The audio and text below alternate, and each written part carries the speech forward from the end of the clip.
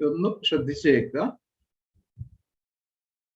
ഒരു ദിവസം ഒരു മകൻ ഒരു പോലീസ് സ്റ്റേഷനിൽ പോയി ഒരു കംപ്ലൈന്റ് പറഞ്ഞു. കംപ്ലൈന്റ് സാരം ഇതാണ്: എന്നെ എൻ്റെ അമ്മ അടിച്ചു. By means of a dangerous weapon, ഏതായിക്കോട്ടെ, ഒലക്കയോ വിറകഷ്ണമോ എന്തോ ആയിക്കോട്ടെ, ഒന്നും മാറ്റർ അല്ല. അമ്മ എന്നെ അടിച്ചു. നമുക്കറിയാം, കംപ്ലൈന്റ് പോലീസിന് ഓറലി നൽകി കഴിഞ്ഞാൽ ആ കംപ്ലൈന്റ് പോലീസ് എഴുതിയെടുക്കണം. Police complaint station house officer ആ കംപ്ലൈന്റ് എഴുതിയെടുത്തു. അപ്പൊ അതിലും ആ മൊഴിയിലും പറഞ്ഞത് അമ്മ എന്നെ അടിച്ചു.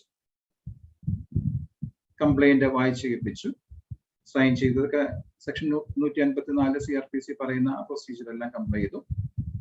നെക്സ്റ്റ് സ്റ്റേജ് നമുക്കറിയാം, ഈ സ്റ്റേറ്റ്മെന്റിന്റെ അടിസ്ഥാനത്തിൽ, ഫസ്റ്റ് ഇൻഫർമേഷൻ സ്റ്റേറ്റ്മെന്റിന്റെ അടിസ്ഥാനത്തിൽ പോലീസ് അടുത്ത സ്റ്റേറ്റ് ചെയ്യേണ്ടത് FIR രജിസ്റ്റർ ചെയ്യണം. ആ പോലീസ് സ്റ്റേഷനിൽ FIR രജിസ്റ്റർ ചെയ്തു. ആ FIRൽ ഒരു കോളം ഉണ്ട്, ആരാണ് പ്രതി എന്നുള്ളത്. ആ പ്രതിയുടെ സ്ഥാനത്ത് അമ്മയ്ക്ക് വേണമെങ്കിൽ നമുക്കൊരു പേര് കൊടുക്കാം, ഓമന എന്നുള്ള പേര് കൊടുത്തു. ഈ പോലീസ് എന്ത് ചെയ്തു? ഈ കംപ്ലൈന്റിനെ, ഡിഫാക്ടോ കംപ്ലൈന്റിനെ ഹോസ്പിറ്റലിലേക്ക് റെഫർ ചെയ്തു. ഹോസ്പിറ്റലിൽ പോയി ഡോക്ടർ എക്സാമിൻ ചെയ്തു. ഇഞ്ചുറി ഒക്കെ ഉണ്ടായിരുന്നു, ഇഞ്ചുറി പരിശോധിച്ചു. അപ്പോൾ അവിടെയും ഡോക്ടർ ഒരു ക്വസ്റ്റ്യൻ ചോദിക്കും, കോസ് ഓഫ് ഇഞ്ചുറി, എന്താ ഇങ്ങനെ ഒരു ഇഞ്ചുറി ഉണ്ടാകാനുള്ള കാരണം. അപ്പൊ ഡോക്ടറോടും ഇയാൾ പറഞ്ഞു, എന്നെ അമ്മ അടിച്ചതിൽ വെച്ചുള്ള ഇഞ്ചുറി. ഡോക്ടർ അത് നോട്ട് ചെയ്തു.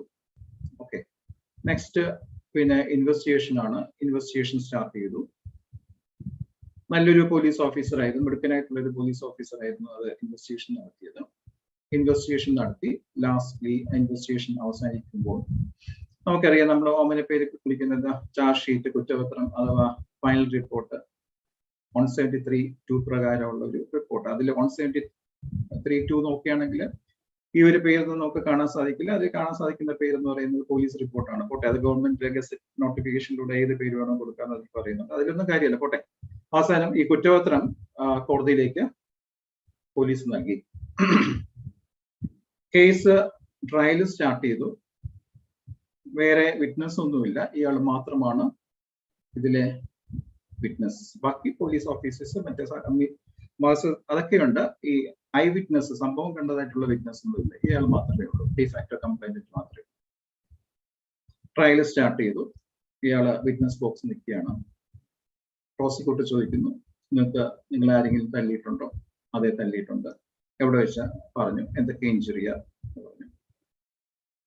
അവസാനം ഒരു കാര്യം ഞാൻ വിട്ടുപോയി. ഈ ഇൻവെസ്റ്റിഗേഷൻ നടത്തിയപ്പോഴാണ്, അത് ഞാൻ വിട്ടുപോയതാണ്, സോറി കേട്ടോ.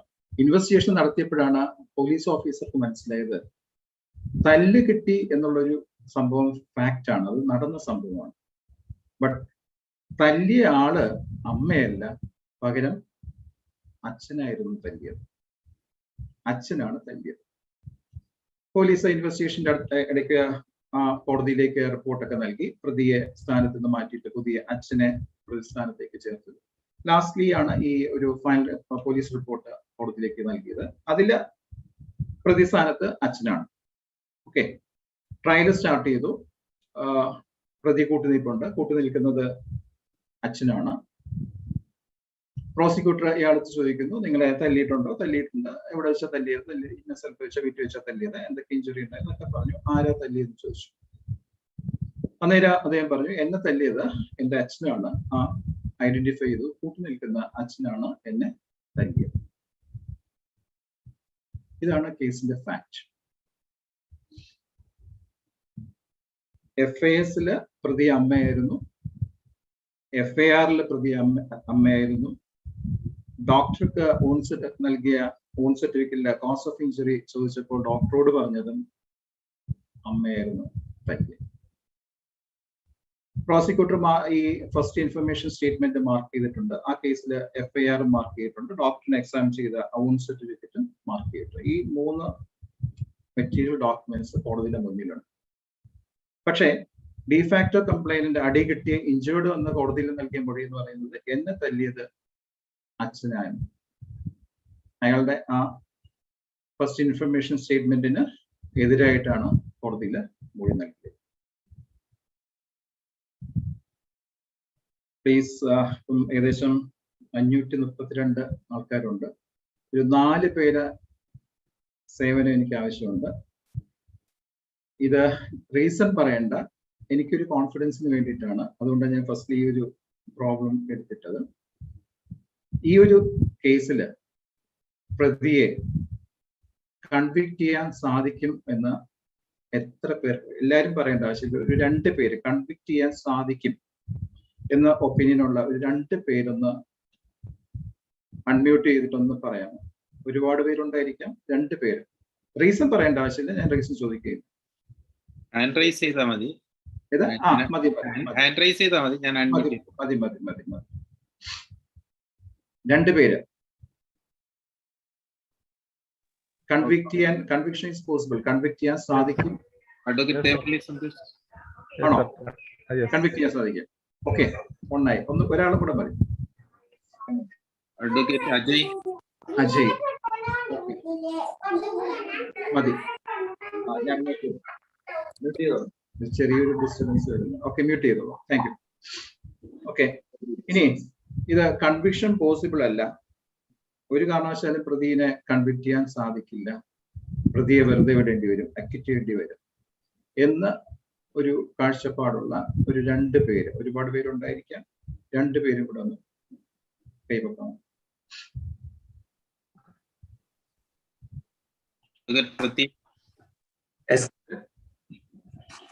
കൺവിക്ട് ചെയ്യാൻ കഴിയില്ല, റീസൺ പറയണ്ട. അഡ്വക്കേറ്റ് ഹാരിസ്. ഓക്കെ, 2 പേരുണ്ട്, മതി. അപ്പം നിങ്ങളുടെ ഇടയിൽ തന്നെ ഡിഫറെന്റ് വ്യൂസ് അല്ലെങ്കിൽ പല കാഴ്ചപ്പാടുള്ള ആൾക്കാരുണ്ടെന്ന് മനസ്സിലായി. ജസ്റ്റ് ഞാൻ ചോദിച്ചത് എനിക്കൊരു കോൺഫിഡൻസിന് വേണ്ടി മാത്രം, അത്രേ ഉള്ളൂ. ഇതിന്റെ ആൻസർ നമുക്ക് പിന്നെ നോക്കാം. ഓക്കെ, ഈ ആൻസർ ഞാൻ പറയില്ല, അത് നിങ്ങളെ കൊണ്ട് തന്നെ ഞാൻ പറയിപ്പിക്കും. അതാണ് എന്റെ ക്ലാസ്സിന്റെ വിജയം. നിങ്ങൾക്ക് പറയാൻ കഴിഞ്ഞാൽ എന്റെ ക്ലാസ് വിജയിച്ചു എന്ന് ഞാൻ എടുക്കാം. ലാസ്റ്റിലായിരിക്കും ഇതിന്റെ ആൻസർ നമുക്ക് പോകാൻ സാധിക്കും. ഇനി ഒരു പ്രോബ്ലം കൂടെ ഞാൻ പറഞ്ഞേക്കാം, നമുക്ക് പിന്നെ നോക്കാം. ഒരു പ്രോബ്ലം കൂടെ, ഒരു സെറ്റിൽഡ് മാറ്റർ ആണ്, ക്രിമിനൽ കേസ് തന്നെയാണ്. പ്രതിയും ഇഞ്ചുർഡും തമ്മിലെ കേസൊക്കെ കോംപ്രമൈസ് ആയി സെറ്റിലായി. അപ്പം സാക്ഷി വിസ്താരം നടക്കുകയാണ്. പ്രോസിക്യൂട്ടർ ചോദിക്കുന്നു, നിങ്ങൾക്ക് തല്ലി കിട്ടിയിട്ടുണ്ടോ? ഇല്ല, എന്നെ തല്ലിയിട്ടില്ല. ബാക്കി എല്ലാം ചോദിക്കുന്നു, പ്രതിയെ അറിയാമോ? പ്രതിയെ അറിയില്ല. ഇതാണ് സാധാരണഗതിയിൽ നമ്മൾ കാണുന്നത്. ഈ സാക്ഷി ഹോസ്റ്റൽ എന്നൊക്കെ പറയുന്ന രീതിയിൽ ആണ്. ഓക്കെ, അത് കഴിഞ്ഞാൽ നമുക്കറിയാം, സാധാരണ നമ്മൾ കണ്ടുവരുന്നത്, നമ്മുടെ ഈ പ്രോസിക്യൂട്ടേഴ്സ് എന്താ ചെയ്യുന്നത് വെച്ചാൽ, ചിലർ ചോദിക്കും he may be declared as hostile. ഇപ്പൊ ഞാൻ കണ്ടിട്ടുള്ളത് ചില ഈ ഡിപ്പോസിഷൻ പേപ്പറിൽ ഞാൻ കണ്ടിട്ടുള്ളത്, ചില ഓഫീസേഴ്സ് അങ്ങനെ ചോദിക്കുകയാണെങ്കിൽ DH എന്ന് ഷോർട്ട് ഫോമിൽ എഴുതാറുണ്ട്. അതായത് ഡിക്ലെയർഡ് ഹോസ്റ്റൈൽ. അത് ശരിയാണോ ഇല്ലയോ നമുക്ക് നോക്കാം. ചില പ്രോസിക്യൂട്ടേഴ്സ് ചോദിക്കും, I may be permitted to cross-examine the witness. I may be permitted to cross-examine the witness. അപ്പൊ ചില ഡിപ്പോസിഷൻ പേപ്പറിൽ, ചില കോടതിയിൽ ഇങ്ങനെ എഴുതി കണ്ടിട്ടുണ്ട്, prosecutor is permitted to cross-examine the witness. ഈ 2 കാര്യങ്ങൾ ഹോസ്റ്റൈലായിട്ട് ഡിക്ലെയർ ചെയ്യുന്നതും പ്രോസിക്യൂട്ടർക്ക് ക്രോസ് എക്സാമിനേഷന് പെർമിഷൻ കൊടുക്കുന്നതും ശരിയാണോ എന്ന് നമുക്ക് പിന്നെ നോക്കാം. അത് അവിടെ നിൽക്കട്ടെ, തൽക്കാലം നോക്കാം. ഒരു ഹെൽപ്പും കൂടെ വേണം. ഇത് അഥവാ ഇങ്ങനെ ചോദിക്കുകയാണെങ്കിൽ ഏത് നമ്മുടെ എവിഡൻസ് ആക്ടിലെ ഏത് പ്രൊവിഷനാണ് ആർക്കെങ്കിലും ഒന്ന് പറയാം?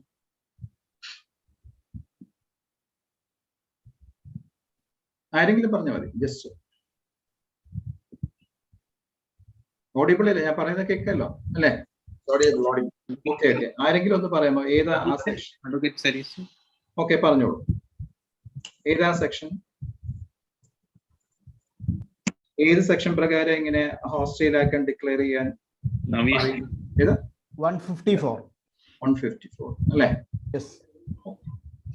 154 എന്താ പറയുന്നത്? അല്ല, 154 പ്രകാരം I may be permitted to ask a question which might be put എന്ന് പറഞ്ഞിട്ട് പെർമിഷൻ ചോദിക്കല്ലേ ചെയ്യാം. 154 അങ്ങനെ ചോദിക്കാം അല്ലെ? അങ്ങനെയും ചോദിക്കുന്നുണ്ടായിരിക്കാം. ഓക്കെ, ഞാൻ കണ്ട രണ്ട് കാര്യങ്ങൾ പറഞ്ഞതാണ്. അങ്ങനെയുണ്ട്, ഇല്ലാന്ന് പറയുന്നില്ല. ഒന്ന് ഹോസ്റ്റൈലായിട്ട് ഡിക്ലെയർ ചെയ്യാൻ പറയും, അല്ലെങ്കിൽ I may be permitted to cross examine the witnesses. അങ്ങനെ രണ്ട് രീതി ചോദിക്കുന്നത് കേട്ടതുകൊണ്ട് ഞാൻ പറയുന്നതാണ്. പ്രൊവിഷൻ പറയുന്നത് 154 അല്ലെ? 154 എന്ന് ജസ്റ്റ് ഒന്ന് നമുക്ക് നോക്കാം. ദ കോർട്ട് മേ, എന്താ പറയുന്നത്, in its discretion permit a person who calls a witness to put any question which might be put in the cross examination by the adverse party. Okay, വളരെ clear ആണ്. The court may in its discretion permit a person to put any question which might be put in the cross examination by the adverse party. വളരെ clear ആണ്. ഞാൻ അതിലൊന്നും പോകുന്നില്ല, വളരെ clear ആണ്. അതായത് അഡ്വേഴ്സ് പാർട്ടിക്ക് ക്രോസ് എക്സാമിനേഷനിൽ എന്തൊക്കെ ചോദ്യങ്ങൾ ചോദിക്കാനായിട്ട് സാധിക്കുമോ ആ ക്വസ്റ്റ്യൻസ് ചോദിക്കാനായിട്ടുള്ള ഒരു പെർമിഷനാണ് സെക്ഷൻ 154 പറയുന്നത്. ഓക്കെ, അതിൽ സംശയമില്ലല്ലോ, അത്രയല്ലേ ഉള്ളൂ. പക്ഷെ ഈ ക്രോസ് എക്സാമിനേഷൻ ആണോ എന്ന് ചോദിച്ചു കഴിഞ്ഞാൽ അത് ക്രോസ് എക്സാമിനേഷൻ അല്ല.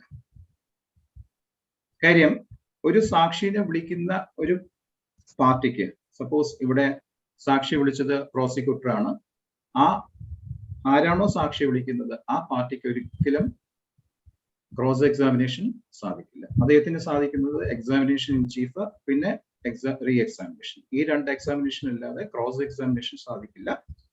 ആരെങ്കിലും അത് ക്രോസ് എക്സാമിനേഷൻ ആണെന്ന് എഴുതുകയാണെങ്കിൽ അത് തെറ്റാണ്. ഓക്കെ, നെക്സ്റ്റ് ഈ നമുക്ക് നോക്കാം. നമ്മുടെ പ്രോസിക്യൂട്ടർ എന്താ ചെയ്യുന്നത്? സാധാരണ നമ്മൾ കണ്ടുകൊണ്ടിരിക്കുന്ന കാഴ്ചയാണ് നമ്മുടെ പ്രോസിക്യൂട്ടർ എന്താ ചെയ്യുന്നത്. പ്രോസിക്യൂട്ടർ എങ്ങനെയെങ്കിലും ഇദ്ദേഹം നൽകിയ ഫസ്റ്റ് ഇൻഫർമേഷൻ സ്റ്റേറ്റ്മെന്റ് മാർക്ക് ചെയ്യും. ഇദ്ദേഹത്തെ കാണിച്ചിട്ട് സിഗ്നേച്ചറോ എന്തെങ്കിലും കാണിച്ചിട്ട് എങ്ങനെയെങ്കിലും ആ സ്റ്റേറ്റ്മെന്റ് മാർക്ക്. നെക്സ്റ്റ് പ്രോസിക്യൂട്ടർ ചെയ്യുന്നത് എങ്ങനെയാണ്? നിങ്ങൾ പോലീസിന് മൊഴി കൊടുത്ത സമയത്ത് ശ്രദ്ധിച്ചേക്കാം, നിങ്ങൾ പോലീസിന് മൊഴി നൽകിയ സമയത്ത് നിങ്ങൾക്ക് തല്ലി കിട്ടിയെന്ന് മൊഴി നൽകിയിട്ടുണ്ടോ? ചോദ്യം ചോദിച്ചു. സാക്ഷി പറഞ്ഞു, അതെ, ഞാൻ അപ്രകാരം മൊഴി നൽകിയിട്ടുണ്ട്. പ്രോസിക്യൂട്ടർ നെക്സ്റ്റ് ക്വസ്റ്റ്യൻ ചോദിച്ചു, നിങ്ങളുടെ തല്ലിയത് ഈ കൂട്ടി നിൽക്കുന്ന, അതായത് രാമൻ, പ്രതിയുടെ പേര് രാമനാണ് നിങ്ങളെ തല്ലിയെന്ന് നിങ്ങൾ പോലീസിന് മൊഴി നൽകിയിട്ടുണ്ടോ എന്ന് ചോദിച്ചു. ആ ക്വസ്റ്റ്യനും സാക്ഷി പറഞ്ഞു, ഞാൻ അപ്രകാരം പോലീസിന് മൊഴി നൽകിയത് ശരിയാണ്. പ്രോസിക്യൂട്ടർ എന്താ ചെയ്യുന്നത് വെച്ചാൽ ഈ പ്രീവിയസ് സ്റ്റേറ്റ്മെന്റിലെ ഓരോ സെന്റൻസും, ഈ നൽകിയ ഓരോ സ്റ്റേറ്റ്മെന്റും സാക്ഷിയോട് ഇപ്രകാരം പോലീസിന് മൊഴി നൽകിയിട്ടുണ്ടോ, ഇപ്രകാരം പോലീസിന് മൊഴി നൽകിയിട്ടുണ്ടോ എന്ന് ചോദിച്ചു. സാക്ഷി പറഞ്ഞു, ശരിയാണ്, ഞാൻ അപ്രകാരം പോലീസിന് മൊഴി നൽകിയിട്ടുണ്ടെന്ന് പറഞ്ഞു. വേറെ സാക്ഷികളൊന്നുമില്ല, ഈ ഒരു സാക്ഷിയേ ഉള്ളൂ. ബാക്കി എവിഡൻസ് ഒക്കെ ഉണ്ട്, അതൊക്കെ അവിടെ നിൽക്കട്ടെ. ഈ ഒരു സിറ്റുവേഷനിൽ അപ്പം കോടതിയിലെ ചീഫ് എക്സാമിനേഷൻ പറഞ്ഞു, എനിക്ക് തല്ലി കിട്ടിയിട്ടില്ല, എന്നെ തല്ലിയ ആരെയും അറിയില്ല എന്ന് പറഞ്ഞു, പ്രതിയെ എനിക്ക് അറിയില്ല എന്ന് പറഞ്ഞു. നമ്മുടെ പ്രോസിക്യൂട്ടർ ചോദിച്ച സമയത്ത് സ്റ്റേറ്റ്മെന്റ് പോലീസിനെ ഇപ്രകാരം തല്ലിയത് കൂട്ടി നിൽക്കുന്ന പ്രതിയാണോ എന്ന് ചോദിച്ചപ്പോൾ അതേന്ന് സ്റ്റേറ്റ്മെന്റ് കൊടുത്തതായിട്ട് പറഞ്ഞിട്ടുണ്ട്. തല്ല് കെട്ടിയിട്ടുണ്ടെന്ന് സ്റ്റേറ്റ്മെന്റ് കൊടുത്തിട്ടുണ്ടോ എന്ന് ചോദിച്ചപ്പോൾ സ്റ്റേറ്റ്മെന്റ് കൊടുത്തിട്ടുണ്ടെന്ന് പറഞ്ഞു. ഇതാണ് ഈ കേസിന്റെ ഫാക്ട്. ഈ കേസിലും രണ്ടുപേര് ഈ പ്രതിയെ കൺവിക്ട് ചെയ്യാൻ സാധിക്കും, ശിക്ഷിക്കാൻ സാധിക്കും എന്നുള്ള ഒപ്പീനിയനുള്ള ആരെങ്കിലും രണ്ടുപേരൊന്ന് കൈവെക്കാമോ?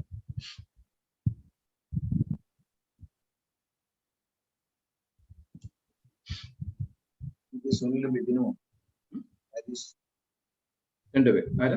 ഓക്കെ, ഒരുപാട് പേര് കൺവിക്ട് ചെയ്യാൻ സാധിക്കും. കൺവിക്ട് ചെയ്യാൻ സാധിക്കില്ല എന്നുള്ള ആരെങ്കിലും ഉണ്ടോ?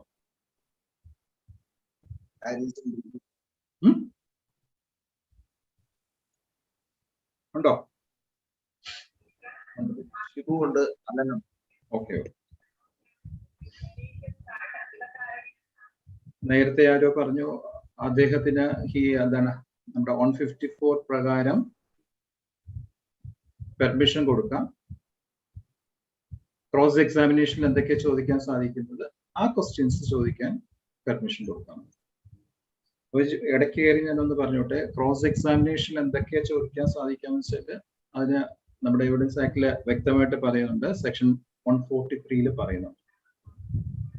എവിഡൻസ് ആക്ടിലെ 143 എന്താ പറയുന്നത് വെച്ചാൽ leading questions may be asked in the cross examination. Cross എക്സാമിനേഷനിൽ ലീഡിംഗ് ക്വസ്റ്റ്യൻസ് ചോദിക്കാനായിട്ട് സാധിക്കും. ലീഡിംഗ് ക്വസ്റ്റ്യൻസ് എന്താന്നുള്ള കാര്യം സെക്ഷൻ 141 പറയുന്നുണ്ട്. 142 പറയുന്നുണ്ട്. ഒബ്ജക്ട് ചെയ്ത് കഴിഞ്ഞാൽ അത് പാർട്ടി ഒബ്ജക്ട് ചെയ്ത് കഴിഞ്ഞാൽ പെർമിഷൻ ഓഫ് ദ കോർട്ട്, അതൊക്കെ പോട്ടെ. അതാണ് ലീഡിംഗ് ക്വസ്റ്റ്യൻസ് എന്ന് പറയുന്നത്. ഇവിടെ ഞാൻ പറഞ്ഞ കേസിൽ നമ്മുടെ പ്രോസിക്യൂട്ടർ ലീഡിംഗ് ക്വസ്റ്റ്യൻസ് ആണോ ചോദിച്ചത്? പകരം അതേ എന്താ ചെയ്തത്? ആ സാക്ഷി പോലീസ് നൽകിയ ആ സ്റ്റേറ്റ്മെന്റ്, അതായത് പ്രീവിയസ് സ്റ്റേറ്റ്മെന്റ് വെച്ചിട്ട് ആ സാക്ഷിനെ കോൺട്രഡിക്റ്റ് ചെയ്യിപ്പിച്ചു ആണല്ലോ. അങ്ങനെ കോൺട്രഡിക്റ്റ് ചെയ്യിപ്പിക്കാനായിട്ട് ഉള്ള പെർമിഷൻ ആണോ സെക്ഷൻ നിങ്ങൾ പറഞ്ഞ പ്രകാരം 154 പറയുന്നത്? അതല്ല, സ്വന്തം സാക്ഷിയെ കോൺട്രഡിക്റ്റ് ചെയ്യിപ്പിക്കുന്നെങ്കിൽ, പ്രീവിയസ് സ്റ്റേറ്റ്മെന്റ് വെച്ച് കോൺട്രഡിക്റ്റ് ചെയ്യിപ്പിക്കുന്നെങ്കിൽ കോർട്ടിന്റെ പെർമിഷൻ ആവശ്യമുണ്ടെങ്കിൽ അത് ഏതാണ് സെക്ഷൻ? 154 കോൺട്രഡിക്റ്റ് ചെയ്യാനായിട്ടുള്ള പെർമിഷനെ കുറിച്ച് പറയുന്നില്ല. 154 പറയുന്നത് വെച്ചാൽ ക്രോസ് എക്സാമിനേഷനിൽ എന്തൊക്കെ ചോദിക്കാൻ കഴിയുമോ ആ ക്വസ്റ്റ്യൻസ് ചോദിക്കാനായിട്ടുള്ള പെർമിഷനാണ് അതിൽ പറയുന്നത്. ഒരു സാക്ഷിയുടെ പ്രീവിയസ് സ്റ്റേറ്റ്മെന്റ് വെച്ച് കോൺട്രഡിക്ഷൻ പിന്നെ പറയാം, കോൺട്രഡിക്റ്റ് ചെയ്യിപ്പിക്കാനായിട്ട് പെർമിഷൻ ആവശ്യമുണ്ടോ? അങ്ങനെ പെർമിഷൻ ആവശ്യമുണ്ടെങ്കിൽ അത് ഏതാണ് നമ്മുടെ എവിഡൻസ് ആക്ടിൽ അല്ലെങ്കിൽ വേറെ ഏതെങ്കിലും സ്റ്റാറ്റ്യൂട്ടിലുള്ള ഒരു പ്രൊവിഷൻ? ആർക്കെങ്കിലും പറയാമോ?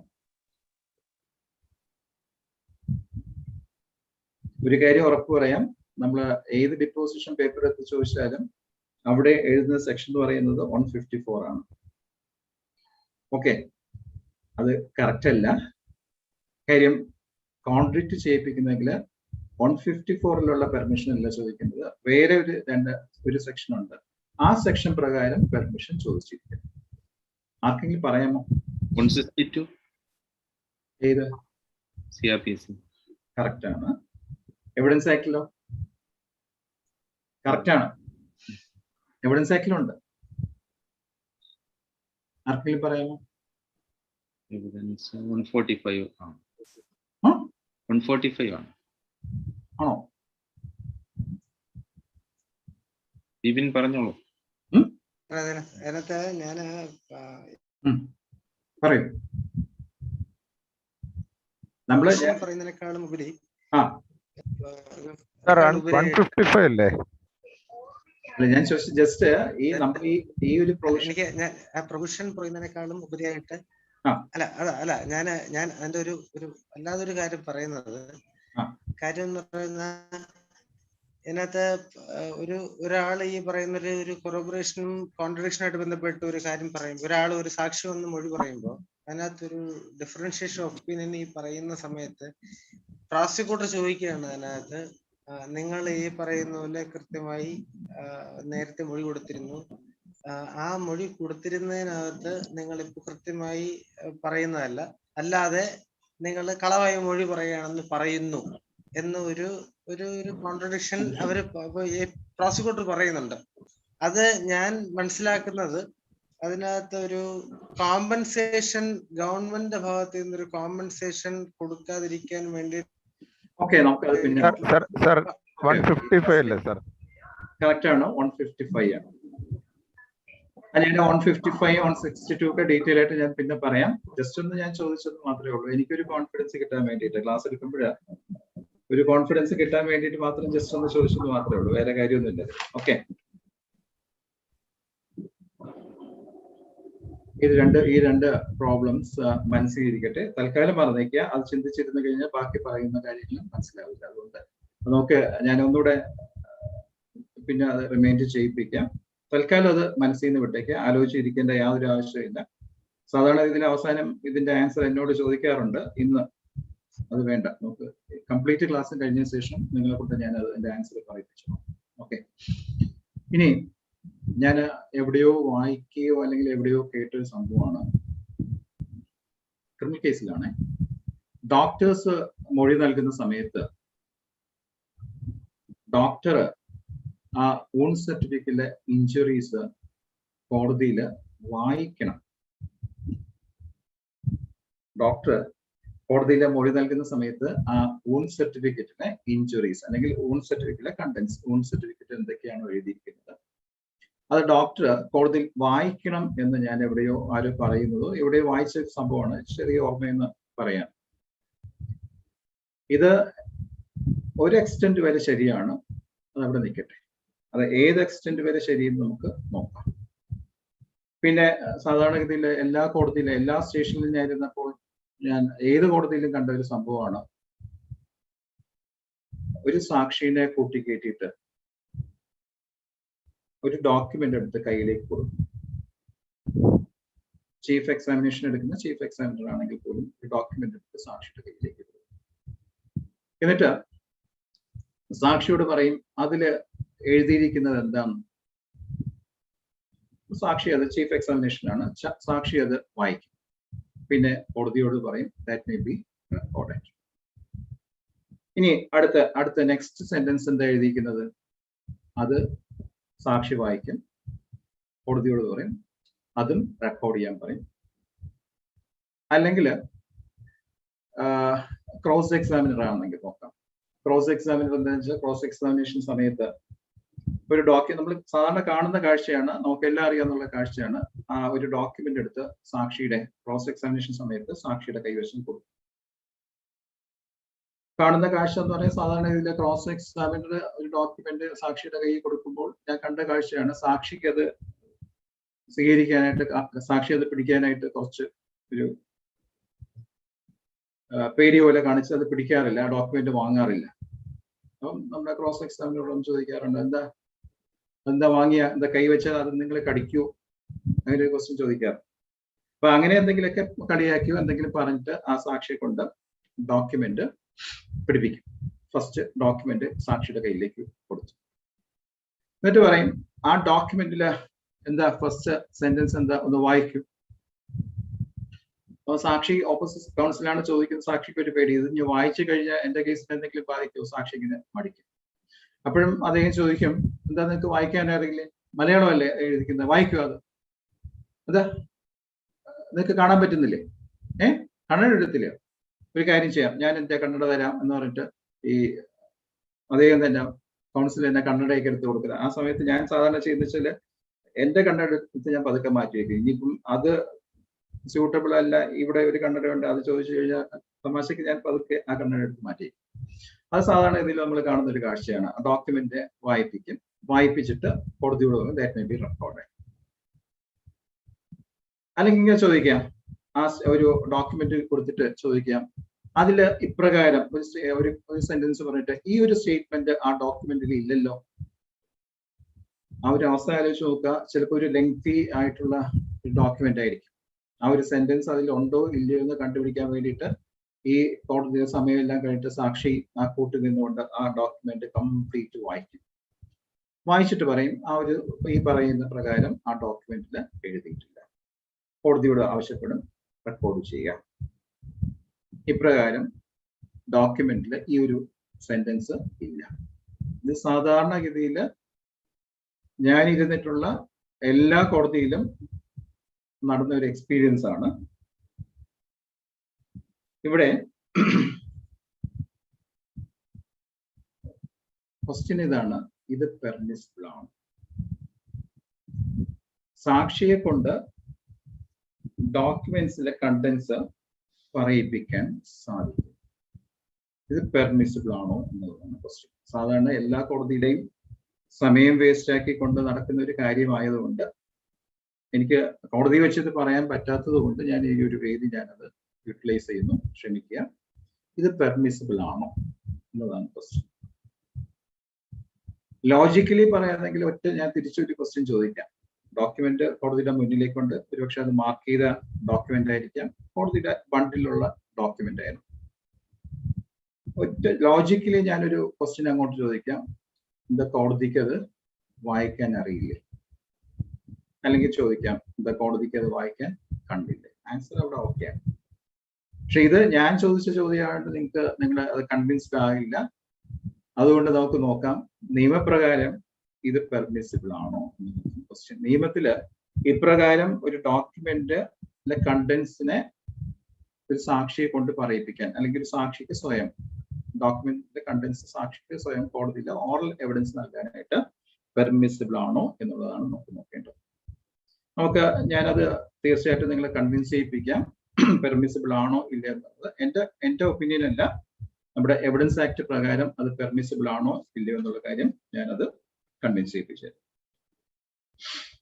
ഈ കോടതിയുടെ മുന്നിൽ സാക്ഷി പറയുന്നതാണ് നമുക്കറിയാം ഓറൽ എവിഡൻസ് എന്ന് പറയുന്നത്, അഥവാ നമ്മൾ ഷോർട്ട് ഫോമിലെ ടെസ്റ്റിമണി എന്ന് പറയും. കോടതിയുടെ മുന്നിൽ കൂട്ടിക്കയറി സാക്ഷി പറയുന്നതാണ് ഓറൽ എവിഡൻസ് എന്ന് പറയുന്നത്. ഓറൽ എവിഡൻസ് എവിടെയാണെന്ന് വെച്ചാൽ സെക്ഷൻ 3 തന്നെ എവിഡൻസ് ആക്ടിന്റെ സെക്ഷൻ 3 തന്നെ ഡിഫൈൻ ചെയ്തിട്ടുണ്ട്. What is evidence? Evidence means and includes all statements which the court permits or requires to be made before it by witnesses in matters, in relation to matters of fact under inquiry. ഇതാണ് such statements are called oral evidence. വീണ്ടും പറയുന്നു, all documents produced for the inspection of the court is called documentary evidence. ഇതോടെ പറയാം, evidence means and includes all statements which the court permits or requires to be made before it by witnesses in relation to matters of fact under inquiry. ഇതാണ് പറയുന്നത്. നമുക്കറിയാം, വളരെ simple ആയിട്ടുള്ള definition ആണ്. ഇൻസിഡന്റ്ലി ഞാനൊരു question ചോദിച്ചോട്ടെ. അതും കോടതികൾ ഫേസ് ചെയ്യുന്ന ഒരു പ്രോബ്ലമാണ്. ഒരു സാക്ഷിക്ക് എന്തും കോടതിയിൽ പറയാനായിട്ടുള്ള റൈറ്റ് ഉണ്ടോ? ഓറൽ ടെസ്റ്റിമണി കോടതിയിൽ വന്നിട്ട് കൂട്ടിക്കേറിയിട്ട് എന്തും പറയാനായിട്ടുള്ള റൈറ്റ് ഉണ്ടോ? ചിലപ്പോൾ വഴക്കുണ്ടെന്ന് ഈ question, this question must be recorded and answer also should be recorded എന്നുള്ളൊരു കോടതിയുമായിട്ട് ചിലപ്പോൾ ഒരു കൺഫ്രണ്ടേഷൻ ചില സമയത്തൊക്കെ ഉണ്ടാകുന്ന കണ്ടിട്ടുണ്ട്. കോടതി പറയും അത് ഇറലവന്റ് ക്വസ്റ്റ്യൻ ആണ്, പക്ഷെ അത് കമ്പൽലിയും ആ ക്വസ്റ്റ്യൻ റെക്കോർഡ് ചെയ്യണം. വേണമെങ്കിൽ കോടതിക്ക് അത് റെക്കോർഡ് ചെയ്തിട്ട് അത് ഒബ്ജക്റ്റ് ചെയ്യാം, റിജക്ട് ചെയ്യാം, പക്ഷെ റെക്കോർഡ് ചെയ്തിരിക്കണം.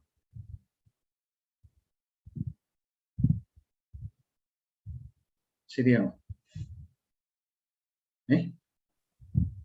കോടതി എല്ലാ ഓറൽ എവിഡൻസും റെക്കോർഡ് ചെയ്യണോ? സെക്ഷൻ 3 തന്നെ പറയുന്നുണ്ട്, evidence means and includes all statements which the court permits or requires to be made before it by witnesses. കോടതി പെർമിറ്റ് ചെയ്യുന്ന സ്റ്റേറ്റ്മെന്റ്സ് മാത്രമേ കോടതിയിൽ നൽകാനായിട്ട് സാധിക്കൂ. അപ്പൊ അതൊരു തെറ്റായ ധാരണയാണ്. അത് അപ്പീൽ കോടതി പോയി പറയേണ്ട കാര്യമാണ്, അതുകൊണ്ട് അത് റെക്കോർഡ് ചെയ്യണമെന്നൊക്കെ പറയുന്നുണ്ട്. അപ്പീൽ കോടതിക്കും ട്രയൽ കോർട്ടിനും ഒരു എവിഡൻസ് ആക്ട് ആണ് ആപ്ലിക്കബിൾ. ഓക്കെ, അതിലേക്ക് ഞാൻ പോകുന്നില്ല, പോട്ടെ. കോടതി പെർമിറ്റ് ചെയ്ത് മാത്രമേ ആ സ്റ്റേറ്റ്മെന്റ് റെക്കോർഡ് ചെയ്യാൻ സാധിക്കൂ.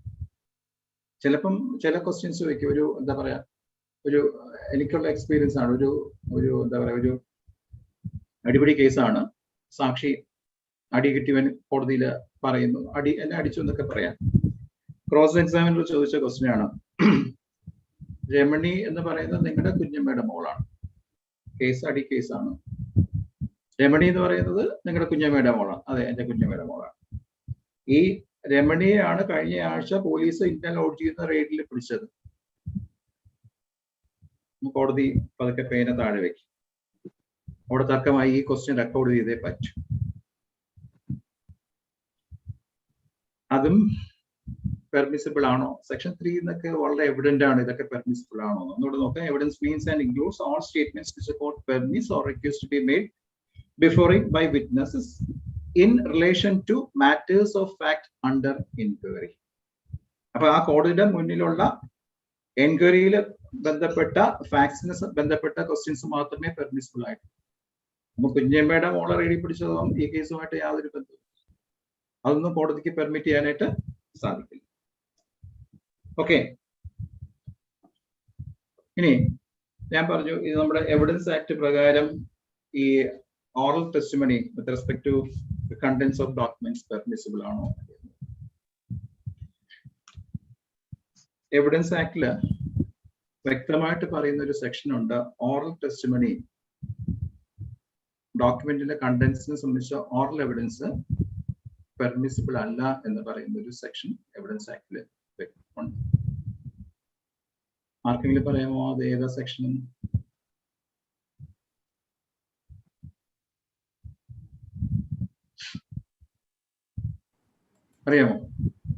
പറയാമോ സെക്ഷൻ പറയാമോ? സെക്ഷൻ 60 ആണ് സാർ.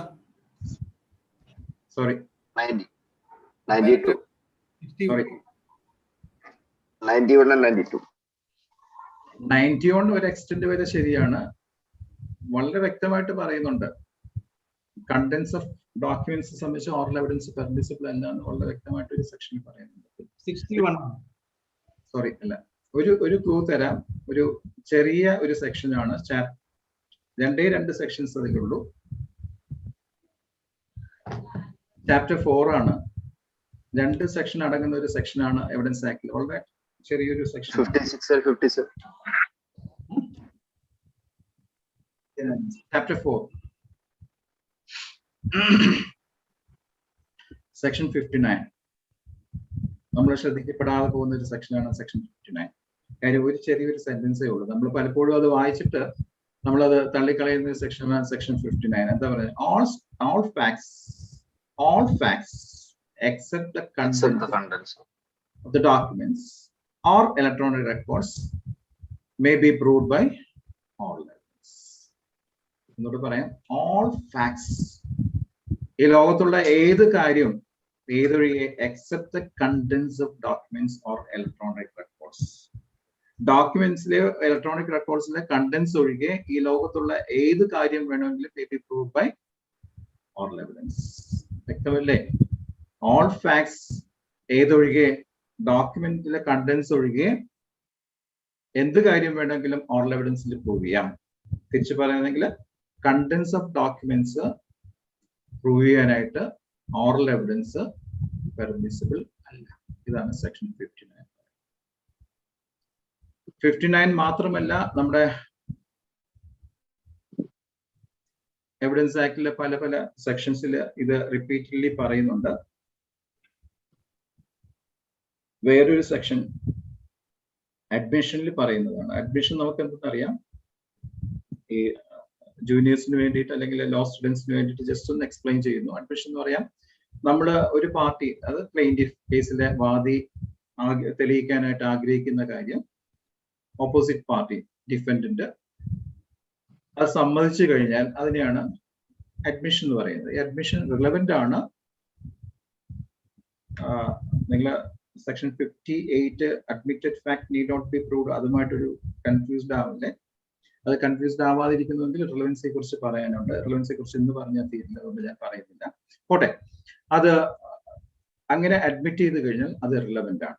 ഓക്കെ, സപ്പോസ് ഒരു പ്ലെയിന്റിഫിന് ഒരു ഡോക്യുമെന്റ് പ്രൂവ് ചെയ്യണമായിരിക്കും.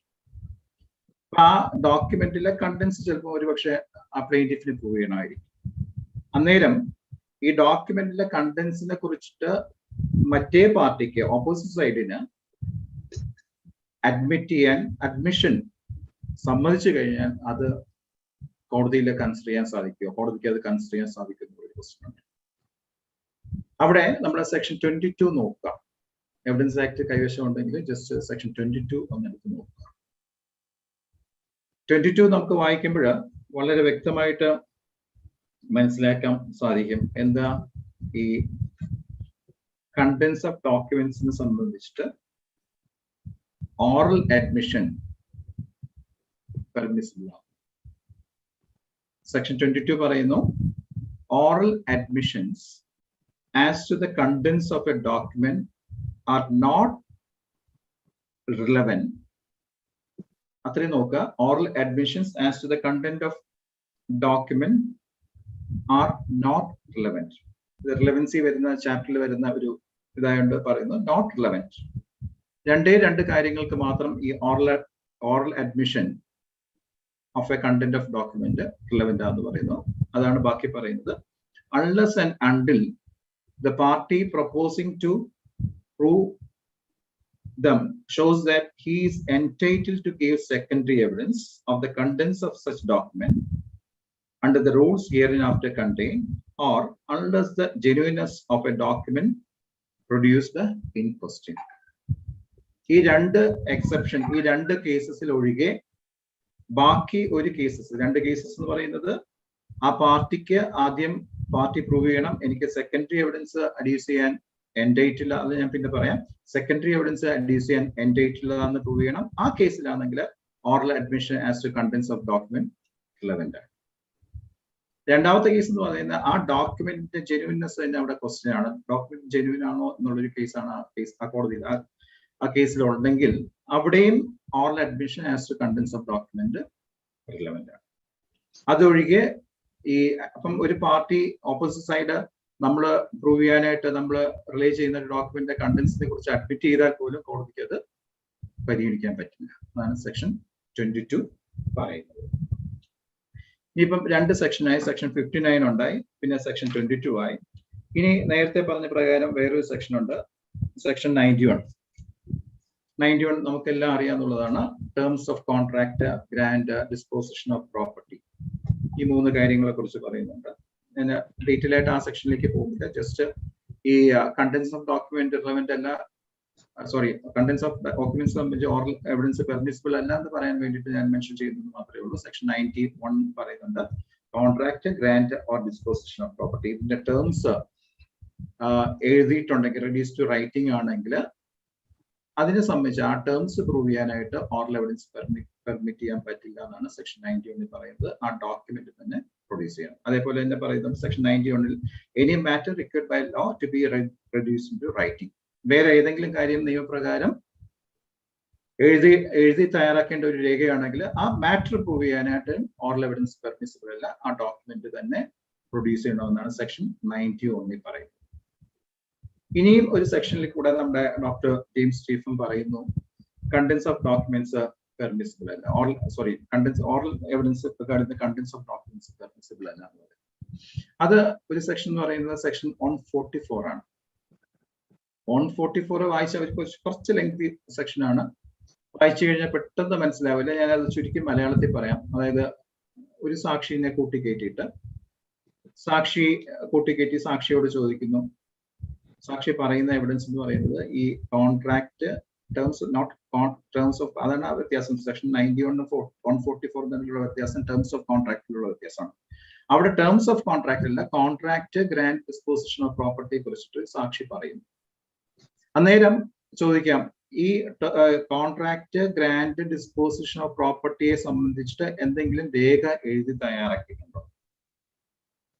അത്രയും മാത്രം സാക്ഷിയോട് ചോദിക്കാം.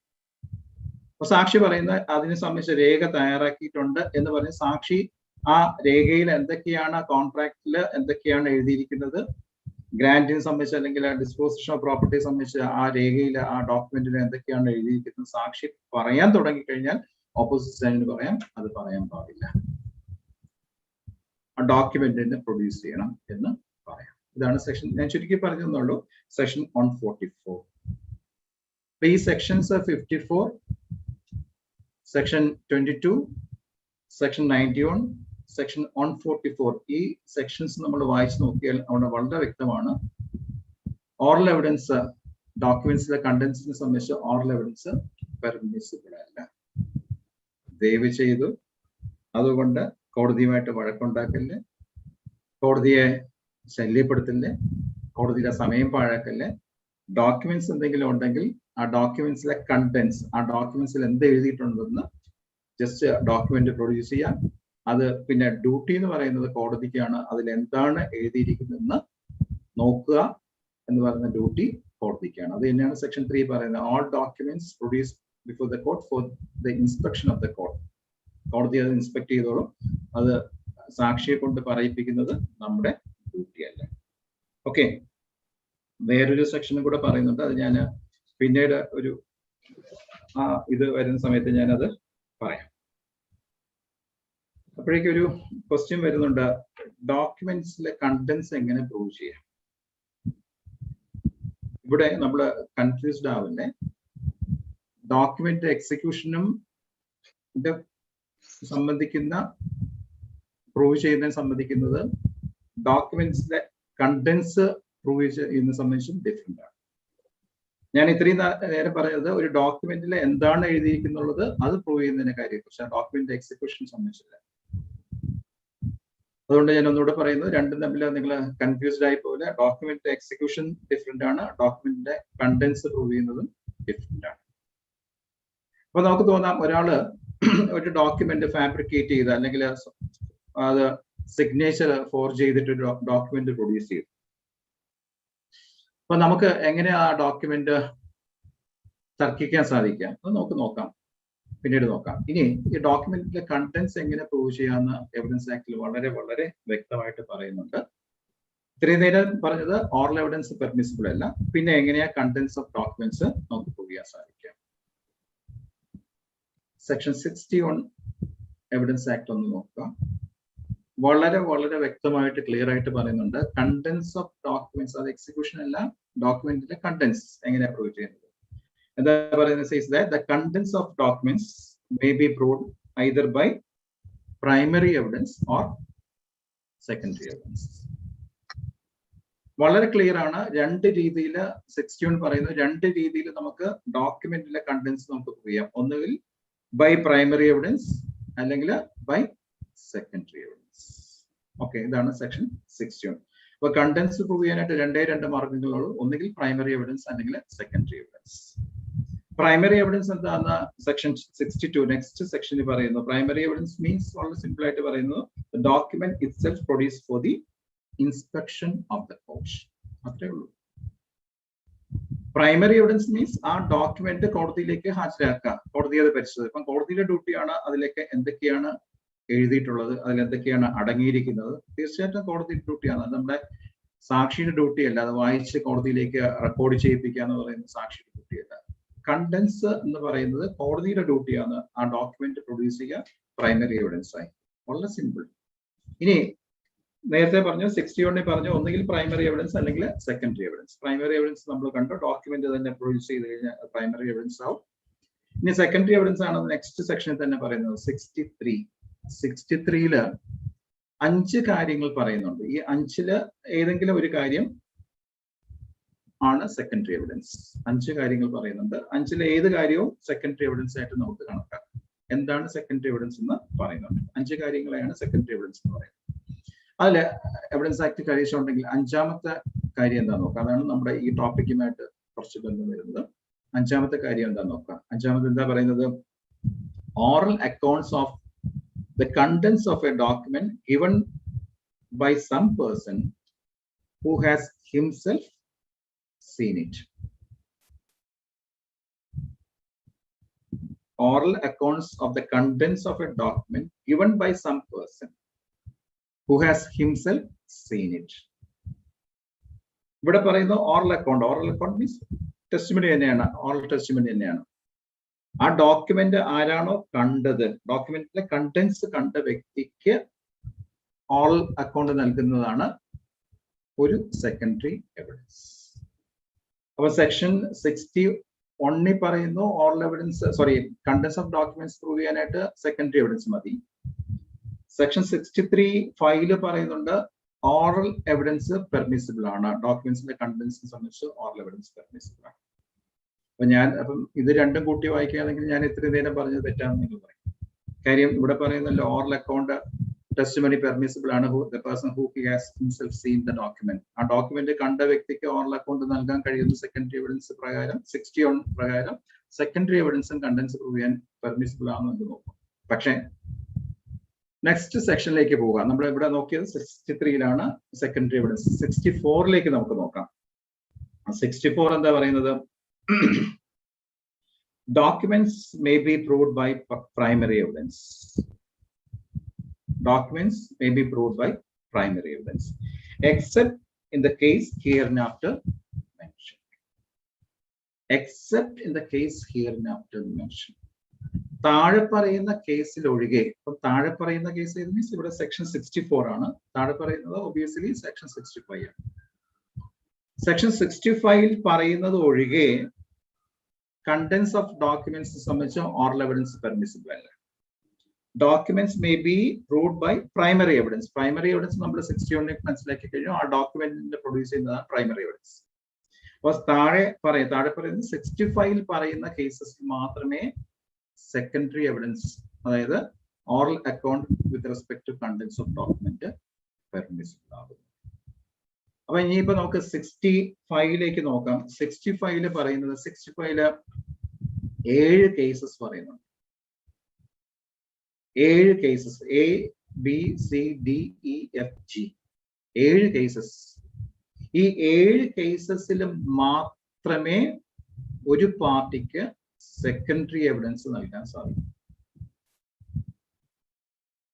അപ്പൊ ആദ്യം പാർട്ടി പ്രൂവ് ചെയ്യണം ഈ 65 പറയുന്ന ഏതെങ്കിലും ഒരു കേസോ അല്ലെങ്കിൽ ഒന്നിലധികം കേസിലെ പ്രകാരം I am entitled to adduce secondary evidence. അപ്പൊ 65 പ്രകാരം എൻടൈറ്റിൽമെന്റ് ഉണ്ടെങ്കിൽ മാത്രമേ ആ പാർട്ടിക്ക് സെക്കൻഡറി എവിഡൻസ് നൽകാൻ സാധിക്കുകയുള്ളൂ. ആ സെക്കൻഡറി എവിഡൻസ് ആണ്, സെക്കൻഡറി എവിഡൻസിൽ ഒന്നാണ് oral evidence, contents of documents സംബന്ധിക്കുന്ന ഓറൽ എവിഡൻസ്. അപ്പൊ കണ്ടന്റ്സ് ഓഫ് ഡോക്യുമെന്റ്സ് സംബന്ധിച്ച ഓറൽ എവിഡൻസ് പ്രൂവ് ചെയ്യണമെങ്കിൽ ഫസ്റ്റ് ഓഫ് ഓൾ ആ പാർട്ടി പ്രൂവ് ചെയ്യണം he is entitled to adduce secondary evidence. അത് ഏതാ സെക്ഷൻ വെച്ചാൽ 65 പറയുന്ന 7 കേസസിൽ ഏതെങ്കിലും നിങ്ങൾ നോക്കിയാൽ മതി, ഞാൻ ഡീറ്റെയിൽ ആയിട്ട് സമയം കളയുന്നില്ല. അതിൽ ഏതെങ്കിലും ഒരു കേസ് പ്രകാരം ഹി ഈസ് എൻടൈറ്റിൽഡ് ടു എന്ന് അദ്ദേഹം ആദ്യം പ്രൂവ് ചെയ്യണം. എന്നാൽ മാത്രമേ അദ്ദേഹത്തിന് സെക്കൻഡറി എവിഡൻസ് പെർമിസിബിൾ ആവും. ഓക്കെ, ഇനി അപ്പം ചോദിക്കാൻ ഞാൻ നേരത്തെ പറഞ്ഞൊരു ക്വസ്റ്റ്യൻ ആണ്, ഈ ഒരു ഡോക്യുമെന്റ് ഫാബ്രിക്കേറ്റ് ചെയ്തു കൊണ്ടുവന്ന് ഹാജരാക്കി, അല്ലെങ്കിൽ സിഗ്നേച്ചർ കൊണ്ടുവന്ന് ഫോർജ് ചെയ്തിട്ട് കൊണ്ടുവന്ന് ഹാജരാക്കി. അപ്പം എന്താ അത് പാർട്ടിയുടെ ഓപ്പോസിറ്റ് സൈഡിന്റെ റെമഡി എന്താണ്? അത് ഒബ്ജക്റ്റ്, അത് ഫാബ്രിക്കേറ്റഡ് ആണ് അല്ലെങ്കിൽ അത് സിഗ്നേച്ചർ ഫോർജ് ആണെന്ന് പറഞ്ഞാൽ വേറെ സാധ്യത ഒബ്ജക്ഷൻ ഉള്ള സ്കോപ്പ് ഉണ്ടോ ഇല്ലെന്ന് നോക്കാം. തീർച്ചയായിട്ടും അത് പാർട്ടിക്ക് പറയാം ആ ഡോക്യുമെന്റിൽ കാണുന്ന കണ്ടന്റ്സ് എന്ന് പറയുന്നത് ഫാബ്രിക്കേറ്റഡ് ആണ്, അല്ലെങ്കിൽ പറയാം ആദ്യം കാണുന്ന സിഗ്നേച്ചർ എന്റെ സിഗ്നേച്ചർ അല്ല, അത് ഫോർജ്ഡ് ആണെന്ന് പറയും. അങ്ങനെ പറയുമ്പോൾ,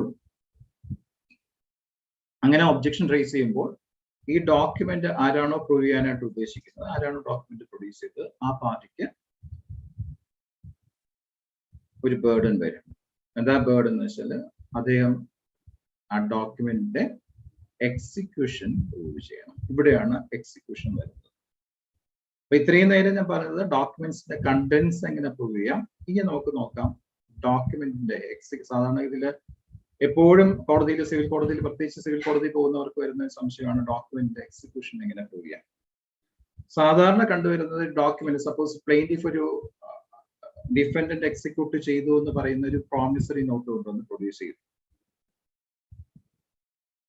ഡിഫൻഡന്റ് പറയുന്നു അത് ഞാൻ എക്സിക്യൂട്ട് ചെയ്തിട്ടില്ല, അല്ലെങ്കിൽ അതിൽ കാണുന്ന സിഗ്നേച്ചർ എന്റേതല്ല, അത് ഫോഴ്സ്ഡ് സിഗ്നേച്ചർ ആണെന്ന് പറഞ്ഞൊരു കൺവെൻഷൻ റേസ് ചെയ്ത് കഴിഞ്ഞാൽ തീർച്ചയായിട്ടും പ്ലെയിന്റിഫ് ആ ഡോക്യുമെന്റിന്റെ എക്സിക്യൂഷൻ പ്രൂവ് ചെയ്യാം. അങ്ങനെ ഒരു ഒബ്ജക്ഷൻ ഇട്ട് കഴിഞ്ഞാൽ പ്ലെയിന്റിഫിലൂടെ ഡോക്യുമെന്റ് മാർക്ക് ചെയ്യാം, പ്രോമിസറി നോട്ട് മാർക്ക് ചെയ്തെന്നിരിക്കട്ടെ. പക്ഷെ അത് പ്രൂവ് ചെയ്യേണ്ട ഡ്യൂട്ടി എന്ന് പറയുന്നത് പ്ലെയിന്റിഫിലാണ്. ഡിഫൻഡന്റ് കാര്യം അത് ഒബ്ജക്റ്റ് ചെയ്തു. അപ്പം സാധാരണഗതിയിൽ ഞാൻ കോടതി കാണുന്നത് അങ്ങനെ ഒബ്ജക്റ്റ് ചെയ്ത് കഴിഞ്ഞാൽ ഡോക്യുമെന്റ് പ്രൂവ് ചെയ്യാനായിട്ട് നെക്സ്റ്റ് ഒരു സ്റ്റെപ്പിനുള്ള ഒരു ഫെർദർ എവിഡൻസിനുള്ള സമയം ചോദിക്കും. കാര്യം ഡിഫൻഡന്റ് പ്ലെയിന്റിഫിലൂടെ ആ ഡോക്യുമെന്റ് മാർക്ക് ചെയ്തപ്പോൾ, പ്രോമിസറി നോട്ട് മാർക്ക് ചെയ്തപ്പോൾ ഡിഫൻഡന്റ് കൗൺസിൽ അത് ഒബ്ജക്റ്റ് ചെയ്തു. ഒബ്ജക്ഷൻ എന്ന് പറയുന്നത് ഫാബ്രിക്കേറ്റഡ് ഡോക്യുമെന്റ് ആണ്, ഫോർജ്ഡ് സിഗ്നേച്ചർ ഉള്ള ഡോക്യുമെന്റ് ആണ്, പ്രോമിസറി നോട്ട് കണ്ടൻഷൻ റേസ് ചെയ്തു. പ്ലെയിന്റിഫിന് സ്വാഭാവികമായിട്ടും അത് എക്സിക്യൂഷൻ, അത് ഡിഫൻഡന്റ് എക്സിക്യൂട്ട് ചെയ്തതാണെന്ന് പ്രൂവ് ചെയ്തേ പറ്റും. സ്വാഭാവികമായിട്ട് കൗൺസിൽ ഒരു ഫെർദർ എവിഡൻസിനുള്ള ഒരു ചാൻസ്, ഒരു സമയം ചോദിക്കും. നെക്സ്റ്റ് ഡേ കേസ് വെക്കുകയാണെങ്കിൽ തീർച്ചയായിട്ടും നമുക്ക് എക്സ്പെക്ട് ചെയ്യാം പിറ്റേ ദിവസം ഒരു പെറ്റീഷനുമായിട്ട് വരും. എന്താ പെറ്റീഷൻ? ആർക്കെങ്കിലും പറയാമോ? സാധാരണ നമ്മൾ കാണുന്ന എല്ലാ സ്റ്റേഷനിലും കാണുന്ന സംഭവമാണ്, ഒരു പെറ്റീഷനുമായിട്ട് വരും. എന്താ പെറ്റീഷൻ? ആർക്കെങ്കിലും പറയാമോ? ജസ്റ്റ് പറഞ്ഞോളൂ. ഏതാ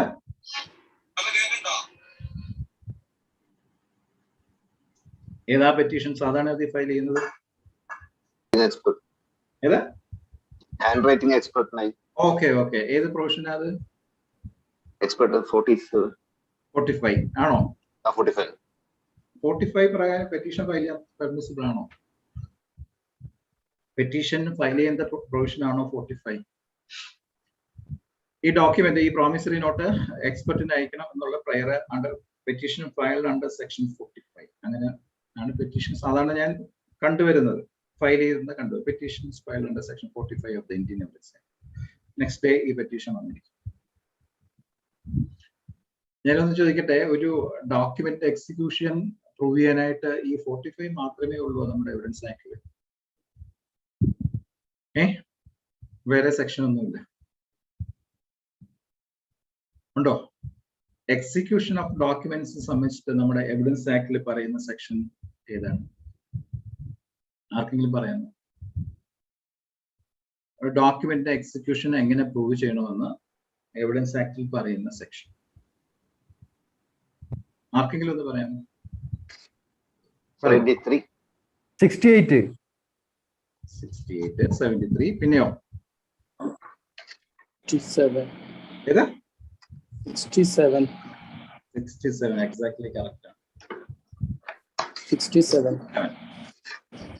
67 ആണ് ഡോക്യുമെന്റ് എക്സിക്യൂഷനെ കുറിച്ച് പറയുന്നത്. 67 വായിച്ചു നോക്കുമ്പോൾ അറിയാം, ഒരു ഡോക്യുമെന്റ് എക്സിക്യൂഷൻ പ്രൂവ് ചെയ്യാനായിട്ട് 67 പറയുന്നതെന്ന് വെച്ചാൽ ഒന്നുകിൽ അത് ചില ഡോക്യുമെന്റ്സിൽ പഴയ കാലത്തുള്ളതാണ്, ചില ഡോക്യുമെന്റ്സിൽ മാത്രമേ സിഗ്നേച്ചർ കാണൂ. ചിലപ്പം ചില എന്താ പറയാ, ഒരാള് പണ്ട് പ്രോമിസറി നോട്ടല്ല, ഒരു പെറ്റ്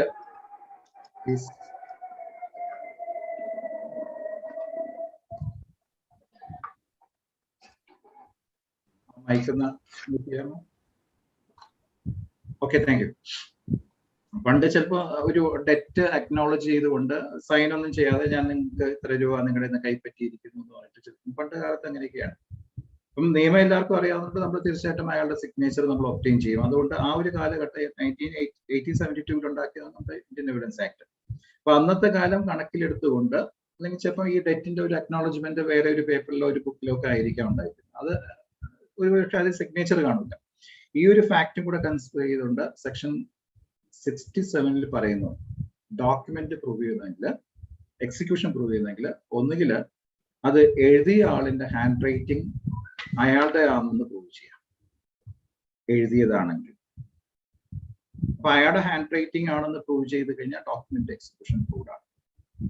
അല്ലെങ്കിൽ സിഗ്നേച്ചർ അയാളുടെ ആണെന്ന് 67 വായിച്ച് നോക്കിക്കോളൂ. അല്ലെങ്കിൽ ആ സിഗ്നേച്ചർ അയാളുടെ ആണെന്ന് പ്രൂവ് ചെയ്ത് കഴിഞ്ഞാൽ ആ ഡോക്യുമെന്റ് എക്സിക്യൂഷൻ.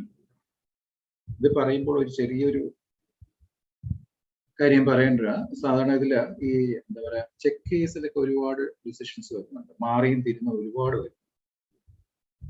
അതില് ചില ഡിസിഷൻസ് ഞാൻ വായിച്ചപ്പോൾ അതിൽ പറയുന്ന വെച്ചാല് പ്രതി അല്ലെങ്കിൽ ഡിഫൻഡന്റ് അല്ലെങ്കിൽ ക്രിമിനൽ കേസിന്റെ പ്രതി എക്സിക്യൂഷൻ നോട്ട് അഡ്മിറ്റഡ്, ചെക്കിന്റെ എക്സിക്യൂഷൻ പ്രതി അഡ്മിറ്റ് ചെയ്തില്ല.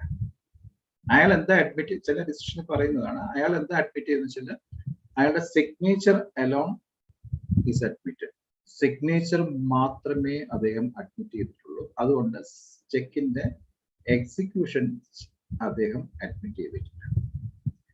ആ ഒരു കേസിൽ എക്സിക്യൂഷൻ ഓഫ് ചെക്ക് പ്രൂവ് ചെയ്യേണ്ടത് പ്ലെയിന്റിഫിന്റെ ബർഡനാണ് എന്ന് കണ്ടിട്ടുണ്ട്. ശരിയാണോ? പ്ലെയിന്റിഫ് അത് പ്രതി എഴുതി തന്ന് എക്സിക്യൂട്ട് ചെയ്ത ചെക്കാണ്, എഴുതി കംപ്ലീറ്റ് അത് ഫില്ലപ്പ് ചെയ്ത് തന്ന് സൈൻ ചെയ്ത ചെക്കാണെന്ന് പ്രൂവ് ചെയ്യാനായിട്ട് പ്ലെയിന്റിഫ് ബാധ്യസ്ഥനാണോ? തീർച്ചയായിട്ടും ഈ സെക്ഷൻ 67 വായിക്കുകയാണെങ്കിൽ പറയുന്നു, ഹാൻഡ് റൈറ്റിംഗ് ആണെങ്കിൽ ഹാൻഡ് റൈറ്റിംഗ് എന്ന് പ്രൂവ് ചെയ്താൽ, സിഗ്നേച്ചർ ആണെങ്കിൽ ആ സിഗ്നേച്ചർ പ്രൂവ് ചെയ്താൽ മതി. അതൊരു പ്രൈമ ഫേസി പ്രൂഫാണ്. അദ്ദേഹം ആ ഡോക്യുമെന്റ്സിലെ കണ്ടന്റ്സ് ഒക്കെ മനസ്സിലാക്കിയതിന് ശേഷമാണ് അദ്ദേഹം അത് സൈൻ ചെയ്തത്. അവിടെയാണ് ആ ബേർഡൻ ഷിഫ്റ്റ് ചെയ്തത്. പ്രതി പറയുന്നത് എന്റെ സിഗ്നേച്ചർ ആണ്, പക്ഷെ അതിൽ എഴുതിയിരിക്കുന്ന എൻട്രീസ് ഞാനല്ല ചെയ്തു പറഞ്ഞാൽ ആ മൊമെന്റിൽ സെക്ഷൻ 67 പ്രകാരം ആ മൊമെന്റിൽ ബേർഡൻ ഷിഫ്റ്റ് ചെയ്യുന്നു. ആർക്കാ ഷിഫ്റ്റ് ചെയ്യുന്നത്? ആ അതിൽ എഴുതിക്കുന്ന കണ്ടന്റ്സ്, ആ ചെക്കിൽ കാണുന്ന അക്ഷരങ്ങൾ ഫാബ്രിക്കേറ്റഡ് ആണ് എന്ന് തെളിയിക്കേണ്ട ബേർഡൻ അവിടെ ഷിഫ്റ്റ് ചെയ്യുന്നു. ആർക്ക് ഷിഫ്റ്റ് ചെയ്യുന്നു? പ്രതി ഷിഫ്റ്റ് ചെയ്യുന്നു. അപ്പം പ്രതിയാണ് ബാക്കി, സത്യം പറഞ്ഞാൽ ബാക്കി പ്രൂവ് ചെയ്യേണ്ടത്. ആ കാണുന്ന കാര്യം എക്സിക്യൂഷൻ അഡ്മിറ്റ് ചെയ്തു. എക്സിക്യൂഷൻ മീൻസ് സിഗ്നേച്ചർ അഡ്മിറ്റ് ചെയ്ത് എക്സിക്യൂഷൻ അഡ്മിറ്റഡ് ആണ്. ഇനി അതല്ല സിഗ്നേച്ചർ അഡ്മിറ്റ് ചെയ്തിട്ട് അതിലിരിക്കുന്ന എൻട്രീസ് ഫാബ്രിക്കേറ്റഡ് ആണെന്ന് കണ്ടന്റ് ചെയ്ത് കഴിഞ്ഞാൽ അത് അദ്ദേഹത്തിന്റെ ഡ്യൂട്ടിയാണ്. സെക്ഷൻ 103 എവിഡൻസ് ആക്ട് വായിച്ചു നോക്കിയാൽ മനസ്സിലാക്കാൻ സാധിക്കും. അത് പ്ലെയിന്റിഫ് പ്രൂവ് ചെയ്യണം അത് ഫാബ്രിക്കേറ്റഡ് ആണ്. ഞാൻ ഇൻസിഡന്റലി പറഞ്ഞേ ഉള്ളൂ, ചില ഡിസിഷൻസിൽ അങ്ങനെ പറയുന്നുണ്ട്, എക്സിക്യൂഷൻ നോട്ട് അഡ്മിറ്റഡ്, ഈ എന്താണ് സിഗ്നേച്ചർ അലോൺ ഈസ് അഡ്മിറ്റഡ് എന്ന് പറയുന്നുണ്ട്. ഇല്ല, സെക്ഷൻ 67 പ്രകാരം സിഗ്നേച്ചർ പ്രൂവ് ചെയ്ത് കഴിഞ്ഞാൽ എക്സിക്യൂഷൻ അഡ്മിറ്റ് ചെയ്തു. ബാക്കി എക്സിക്യൂഷൻ പ്രൂവ്ഡ് ആണ്. ബാക്കി എന്തെങ്കിലും കണ്ടന്റ് ചെയ്യുന്നെങ്കിൽ അത് പ്രതി തന്നെയാണ് തെളിയിക്കേണ്ടത്. അതിൽ കാണുന്ന എൻട്രീസ് ഫാബ്രിക്കേറ്റഡ് ആണെന്നുള്ളത് പ്രതി തന്നെ തെളിയിച്ചേ പറ്റും. ഓക്കെ, ഇതാണ് പ്രൈമറി സെക്ഷൻ. എക്സിക്യൂഷൻ സംബന്ധിച്ച് വേറെ ഒരു സെക്ഷൻ നമുക്ക് എവിഡൻസ് ആക്ടിൽ കാണാൻ സാധിക്കും. പിന്നെ കാണാൻ സാധിക്കുന്നത് നെക്സ്റ്റ് 68 വരുന്നു. അത് നമുക്കറിയാം, എന്താണ് അറ്റസ്റ്റിംഗ് ഡോക്യുമെന്റ് ആണ്. സാക്ഷികൾ അറ്റസ്റ്റിംഗ് വിറ്റ്നസ് ഉള്ള ഡോക്യുമെന്റ്സ് സംബന്ധിച്ചില്ല. അതിനെ കുറിച്ച് ഒരുപാട് ഡിസിഷൻസ് ഉണ്ട്. അതൊന്നും ഞാൻ പറയുന്നില്ല, അത് പറയേണ്ട ആവശ്യമില്ല. ഞാൻ ജസ്റ്റ് എന്റെ ടോപ്പിക് ഇതല്ല, അതുകൊണ്ട് ഞാൻ അതൊന്നും പറയുന്നില്ല. പക്ഷെ ഞാനൊരു പെട്ടെന്ന് ഓർത്തൊരു കാര്യം കൂടെ പറഞ്ഞോട്ടെ. സെക്ഷൻ 68 നമുക്കെല്ലാം അറിയാം. ഓൾമോസ്റ്റ് നമ്മളെല്ലാവരും കൈകാര്യം ചെയ്തിട്ടുള്ള സെക്ഷനാണ് 68. ഒരു കേസിൽ വില്ല്, എന്റെ മുന്നിൽ ഒരു വില്ലിന്റെ ഒരു ഡിസ്പ്യൂട്ട് വന്നു. പ്ലെയിന്റിഫ് ആണ്, പ്ലെയിന്റിഫ് മീൻസ് അപ്പം അത് എക്സിക്യൂട്ട് ചെയ്ത ടെസ്റ്റേറ്റർ നമുക്കറിയാം, അദ്ദേഹത്തിലൂടെ നമുക്ക് ഒരിക്കലും വില്ല് പ്രൂവ് ചെയ്യാൻ പറ്റില്ല, അദ്ദേഹം മരിച്ചു കാണും. അപ്പം പ്ലെയിന്റിഫ്, അദ്ദേഹത്തിന്റെ മകൻ ആണ് പ്ലെയിന്റിഫ്, പാർട്ടീഷന് വേണ്ടിയിട്ട് ഒരു വില്ലുമായിട്ട് പ്രൂവ് ചെയ്യാനായിട്ട് വന്നു. അപ്പം ഓപ്പോസിറ്റ് സൈഡ് ഡിഫൻഡിന്റെ കൗൺസില് ഈ പ്ലെയിന്റിഫ് ആ ഡോക്യുമെന്റ് മാർക്ക് ചെയ്യാനായിട്ട് ടെൻഡർ ചെയ്ത സമയത്ത് ആ കൗൺസിൽ ഒബ്ജക്ട് ചെയ്തു. അപ്പൊ ഞാൻ ചോദിച്ചു എന്താ ഒബ്ജക്ഷന്റെ റീസൺ എന്താന്ന് ചോദിച്ചു. അപ്പൊ അദ്ദേഹം പറഞ്ഞു ഡിസിഷൻ ഉണ്ടെന്നാണ് അദ്ദേഹം പറഞ്ഞത്. എന്റെ ഓർമ്മ, ഒരു ഡിസിഷൻ ഉണ്ട്. ആ ഡിസിഷൻ പറയുന്ന വെച്ചാല് വില്ല് മാർക്ക് ചെയ്യണമെങ്കിൽ അത് അറ്റസ്റ്റിംഗ് വിറ്റ്നസിലൂടെ മാത്രമേ മാർക്ക് ചെയ്യാൻ സാധിക്കൂ. ഇതായിരുന്നു അദ്ദേഹത്തിന്റെ തർക്കം. ബില്ല് മാർക്ക് ചെയ്യണമെങ്കിൽ അത് അറ്റസ്റ്റിംഗ് വിറ്റ്നസിലൂടെ മാത്രമേ ആ ബില്ല് മാർക്ക് ചെയ്യാൻ സാധിക്കൂ. ഇതായിരുന്നു അദ്ദേഹം എടുത്ത തർക്കം. അതായത് പ്ലെയിന്റിഫ് അറ്റസ്റ്റിംഗ് വിറ്റ്നസ് അല്ല, അതുകൊണ്ട് പ്ലെയിന്റിഫിലൂടെ ആ ബില്ല് മാർക്ക് ചെയ്യാൻ സാധിക്കില്ല. ബില്ല് മാർക്ക് ചെയ്യുന്നെങ്കിൽ അറ്റസ്റ്റിംഗ് വിറ്റ്നസിലൂടെ മാത്രമേ മാർക്ക് ചെയ്യാൻ സാധിക്കൂ എന്നാണ് അദ്ദേഹം പറഞ്ഞത്. ഡിസിഷൻ ഉണ്ടെന്ന് എനിക്കറിയില്ല, ഡിസിഷൻ ഉണ്ടോ എന്ന് എനിക്കറിയില്ല. അങ്ങനെ ഒരു ഡിസിഷൻ ഉണ്ട് എന്നാണ് അദ്ദേഹം പറഞ്ഞത്. ഇത് ശരിയാണോ ഇല്ലെന്ന് നമുക്ക് നോക്കാം. ജസ്റ്റ് സെക്ഷൻ 68 ഒന്ന് എടുത്ത് നോക്കോളൂ.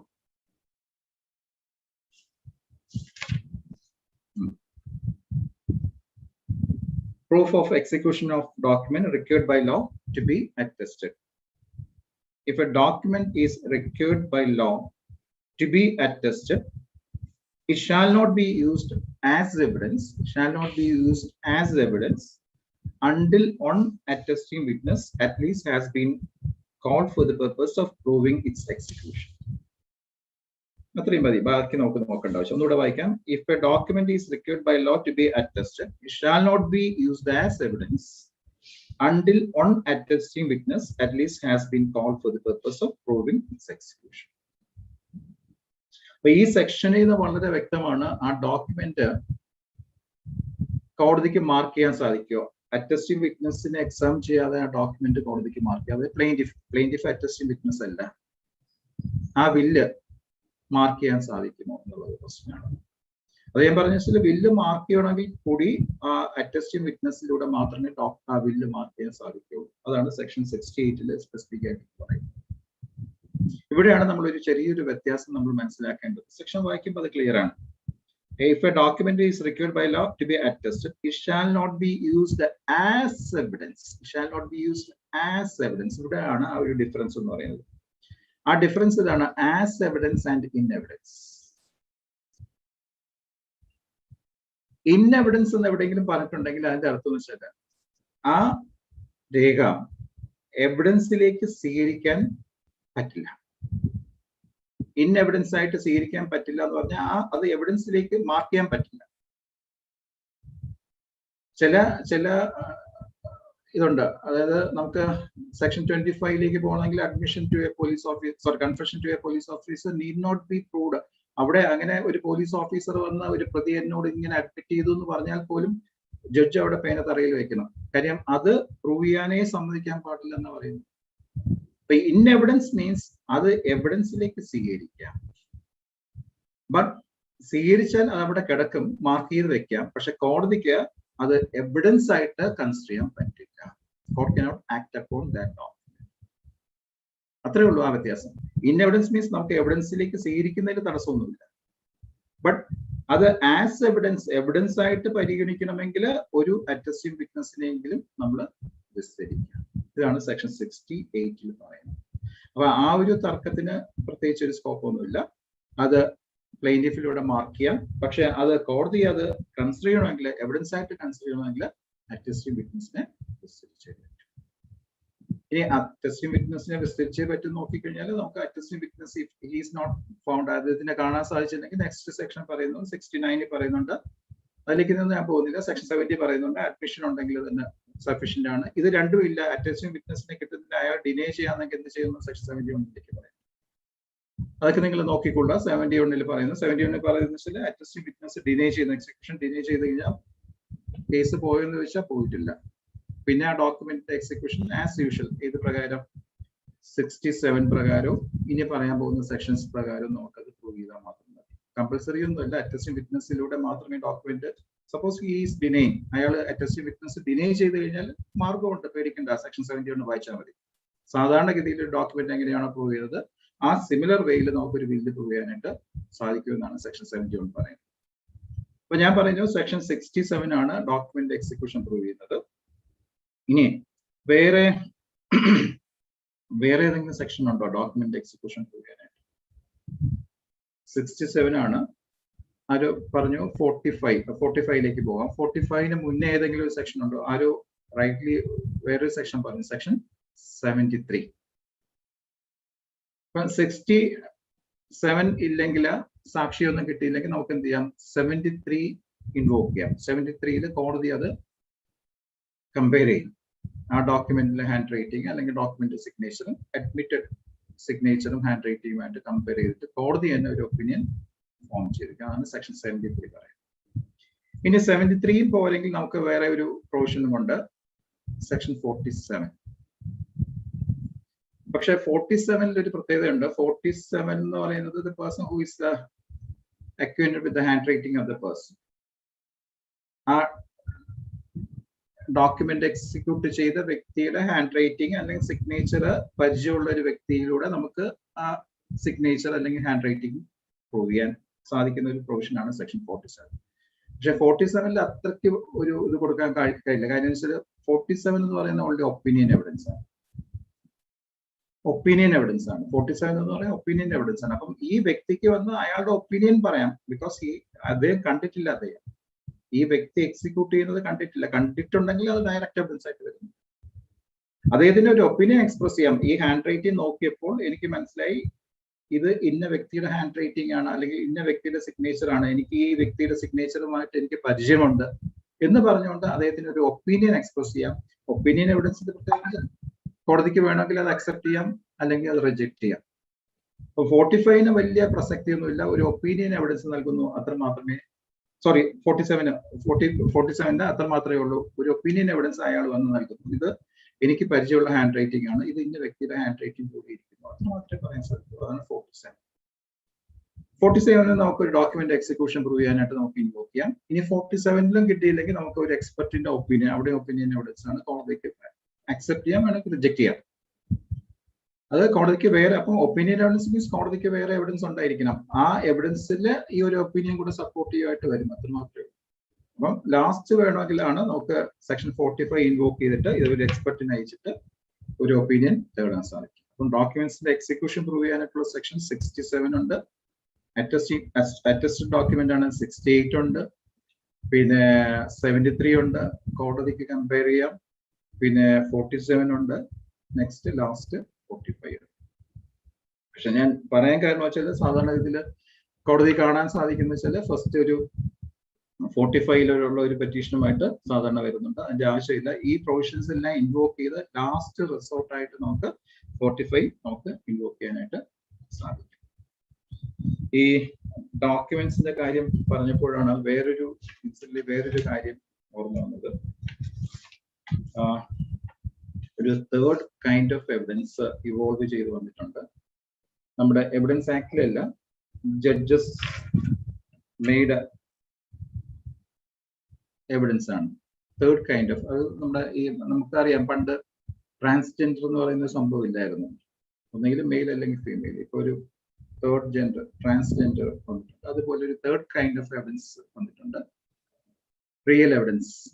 ജഡ്ജ്മെന്റിലെ കാണാൻ സാധിക്കുകയുള്ളൂ. ഒരു സ്ഥലത്തും എവിഡൻസ് ആക്ട് തപ്പിക്കഴിഞ്ഞാൽ റിയൽ എവിഡൻസ് എന്ന് പറയുന്ന സംഭവം ഇല്ല.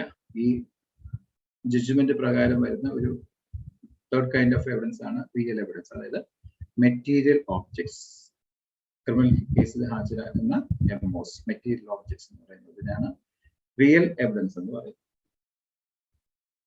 ഓക്കെ,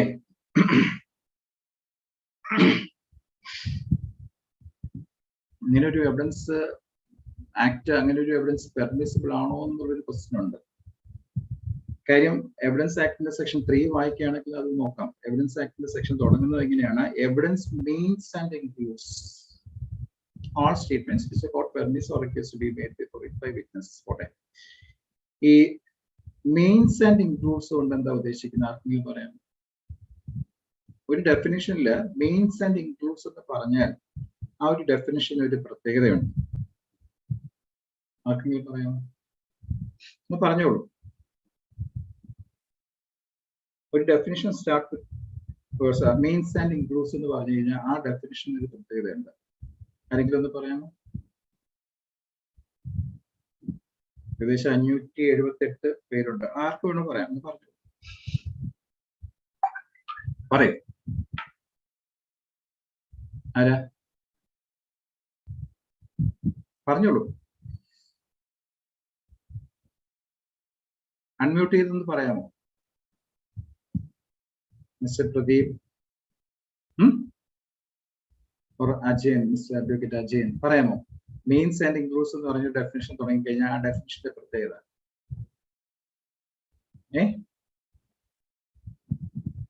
അയ്യോ പറയൂ. ഞാൻ എക്സ്പെർട്ട് ഒന്നും അല്ല, ഒന്ന് പറയൂ. എക്സോസ്റ്റീവ് ഡെഫിനിഷൻ ആണ്. ദാറ്റ് മീൻസ് അതിൽ പറയുന്നത് അല്ലാതെ വേറെ ഒന്നും അതിൽ ഇന്റർപ്രിറ്റ് ചെയ്ത് ഉൾപ്പെടുത്താൻ പറ്റില്ല. അതാണ് മീൻസ് ആൻഡ് ഇൻക്ലൂഡ്സ് എന്ന് പറഞ്ഞാൽ. എവിഡൻസ് ആക്ടിലെ സെക്ഷൻ 3 പറയുന്നതും എവിഡൻസ് മീൻസ് ആൻഡ് ഇൻക്ലൂഡ്സ്, രണ്ട് എവിഡൻസ് പറയുന്നത്, ഓറൽ എവിഡൻസും ഡോക്യുമെന്ററി എവിഡൻസും. ഇവിടെ മെറ്റീരിയൽ ഓബ്ജക്റ്റിന്റെ കാര്യം പറഞ്ഞപ്പോഴാണ് വേറൊരു ഓർമ്മ വന്നത്. ഈ കേസില് മെറ്റീരിയൽ ഓബ്ജക്റ്റ്, അതായത് നൈഫ്, കത്തി കൊണ്ട് കുത്തിയ ഒരു കേസാണ്. അല്ല, മെറ്റീരിയൽ ഓബ്ജക്റ്റ് എന്ന് പറയുന്നത് കത്തിയാണ്. ഈ കത്തി കോടതിയില് പോലീസ് സീസ് ചെയ്ത് കത്തി കോടതിയിൽ ഹാജരാക്കിയില്ലെങ്കിൽ ആ കേസിന്റെ ഫേറ്റ് എന്താകും? ഇത് പലർക്കും ഉള്ള സംശയമാണ്. ഒരുപാട് ലോയേഴ്സിനുള്ള സംശയമാണ്, ഒരുപാട് പോലീസ് ഓഫീസേഴ്സിനുള്ള സംശയമാണ്. അതുകൊണ്ടാണ് പോലീസ് ഓഫീസേഴ്സ് ഈ വെപ്പൺ, മെറ്റീരിയൽ ഓബ്ജക്റ്റ് കണ്ടുപിടിക്കാനായിട്ട് നെട്ടോട്ട് ഓടുന്നത്. അതേപോലെ ചില കോടതികൾക്ക് ഉള്ള സംശയമാണ്, മെറ്റീരിയൽ ഓബ്ജക്റ്റ് പ്രൊഡ്യൂസ് ചെയ്തില്ല, ആ കേസ് ഫേറ്റ് എന്താവും? കേസ് അക്യൂറ്റിലാണോ അതോ കൺവിക്ട് ചെയ്യാൻ സാധിക്കുമോ എന്നുള്ളത് ജെന്യൂൻ ആയിട്ടുള്ള ഡൗട്ടാണ്. ഒരു കേസിലെ റിപ്പോർട്ടഡ് ഡിസിഷൻ ആണ്. അതിൽ പറഞ്ഞത് മെറ്റീരിയൽ ഓബ്ജക്റ്റ് ആ കേസിൽ പ്രൊഡ്യൂസ് ചെയ്ത്, മെറ്റീരിയൽ ഓബ്ജക്റ്റ് എന്ന് പറയുന്നത് ഒരു കല്ലായിരുന്നു. സെക്ഷൻ ചാർജ് ചെയ്തിരിക്കുന്നത് സെക്ഷൻ 324 ആണ്. 324 IPC എന്ന് പറയുന്നത് caused by means of a dangerous weapon. Dangerous weapon കൊണ്ട് ഉള്ള ഹർട്ട് ആണെങ്കിൽ മാത്രമേ സെക്ഷൻ 324 വരൂ. നമുക്ക് ഡീൽ ചെയ്യുന്നവർക്കെല്ലാം അറിയാവുന്ന സംഭവമാണ്. അപ്പം പ്രോസിക്യൂഷൻ പ്രൂവ് ചെയ്യണം ഈ ഇഞ്ചുറി ഉണ്ടാക്കിയിരിക്കുന്ന വെപ്പൺ എന്ന് പറയുന്നത് ഡേഞ്ചറസ് വെപ്പൺ ആണെന്ന് പ്രൂവ് ചെയ്തിരിക്കണം. അതാണ് സെക്ഷൻ 23 അട്രാക്ട് ചെയ്യണമെങ്കിൽ ഉള്ള മെറ്റീരിയൽ. അപ്പം ഡേഞ്ചറസ് വെപ്പൺ ഉണ്ട്, അല്ലാത്ത ഡേഞ്ചറസ് അല്ലാത്ത വെപ്പണും ഉണ്ട്. അപ്പൊ ആ ഡിസിഷനിൽ പറയുന്നത് ആ കല്ലെന്ന് പറയുന്നത് ഡേഞ്ചറസ് വെപ്പൺ ആണ് കല്ല്. അതുകൊണ്ടാണ് പോലീസ് ചാർജ് ചെയ്തിരിക്കുന്നത് 324 ചാർജ് കൊടുത്തിരിക്കുന്നത്. അതിൽ പറയുന്ന വെച്ചാൽ ആ കല്ല് പ്രൊഡ്യൂസ് ചെയ്തില്ല. ആ കല്ല് പ്രൊഡ്യൂസ് ചെയ്യാത്ത കാലത്തോളം കോടതിക്ക് അത് ഇൻസ്പെക്ട് ചെയ്യാൻ സാധിക്കില്ല. കോടതിക്ക് ഇൻസ്പെക്ട് ചെയ്യാൻ സാധിക്കാത്ത കാലത്തോളം അത് ആ വെപ്പൺ, ആ സ്റ്റോൺ, ആ കല്ലെന്ന് പറയുന്നത് ഡേഞ്ചറസ് വെപ്പൺ ആണോ അല്ലയോ എന്ന് കോടതിക്ക് പറയാൻ സാധിക്കുന്നതാണ്. അതുകൊണ്ട് ആ കേസിൽ എന്താണ് എന്റെ ഓർമ്മ, ആ കേസിൽ ആ പ്രതിനെ 324 അക്യൂട്ട് ചെയ്തു. പിന്നെ 323 ആണ് പിന്നെ കൺവിക്ഷൻ പോസിബിൾ ആയിട്ടുള്ളത്. അപ്പൊ എന്റെ ക്വസ്റ്റ്യൻ ഇതാണ്, ഒരു കേസില് മെറ്റീരിയൽ ഓബ്ജക്റ്റ് പ്രൊഡ്യൂസ് ചെയ്യാതെ കോടതിക്ക് ആ മെറ്റീരിയൽ ഓബ്ജക്റ്റ്, സപ്പോസ് കല്ല് തന്നെയാണ്, ആ കല്ല് ഡേഞ്ചറസ് വെപ്പൺ ആണോ അല്ലയോ എന്ന് കണ്ടുപിടിക്കാൻ വേറെ മാർഗം ഉണ്ടോ ഇല്ലയോ? അതോ ഏക മാർഗം എന്ന് പറയുന്നത് ആ കല്ല് കോടതിയിൽ പ്രൊഡ്യൂസ് ചെയ്യണം? ഇതാണ് നമ്മുടെ സംശയം. ആ ഡിസിഷൻ ബേസ് ചെയ്യുകയാണെങ്കിൽ കല്ല് പ്രൊഡ്യൂസ് ചെയ്തേ പറ്റൂ, അതർവൈസ് നോ അതർ ഓപ്ഷൻ. വേണോ? ഒരു weapon, material object dangerous weapon ആണോ ഇല്ലയോ, അല്ലെങ്കിൽ ആ ഓബ്ജക്റ്റിന്റെ കണ്ടീഷൻ അത് പ്രൊഡ്യൂസ് ചെയ്യാതെ കോടതിയെ ധരിപ്പിക്കാനായിട്ട് വേറെ പ്രൊവിഷൻ ഉണ്ടോ ഇല്ലയോ?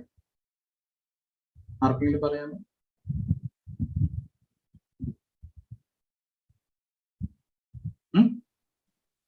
സെക്ഷൻ 60 പ്രകാരം സെക്ഷൻ 60 ആണ്. സെക്ഷൻ 60 ഡയറക്റ്റ് പറയുന്നത് proviso, second proviso. Section 60 second proviso എന്ന് വായിച്ചു. പ്രൊവൈഡഡ്, സെക്ഷൻ 60 എടുത്തോളൂ. Provided further than if oral evidence refers to the existence or condition of any material thing. വളരെ വ്യക്തമാണ്, അത്രയും തന്നെ വ്യക്തമാണ്. Provided further if oral evidence refers to the existence or condition of any material thing. അതിൽ നിന്ന് തന്നെ നമുക്ക് മനസ്സിലാക്കാം മെറ്റീരിയൽ തിങ്ങിനെ സംബന്ധിച്ച് ഓറൽ എവിഡൻസ് ഈസ് പെർമിസിബിൾ.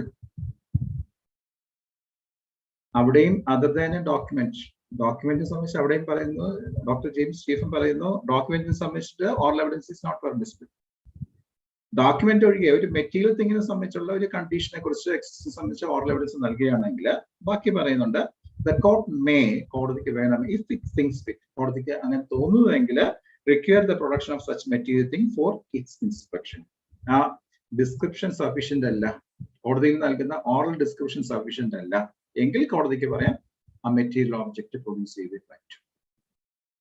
അപ്പൊ ഈ മെറ്റീരിയൽ ഓബ്ജക്റ്റിന്റെ ഡിസ്ക്രിപ്ഷനെ സംബന്ധിച്ച് oral evidence is permissible.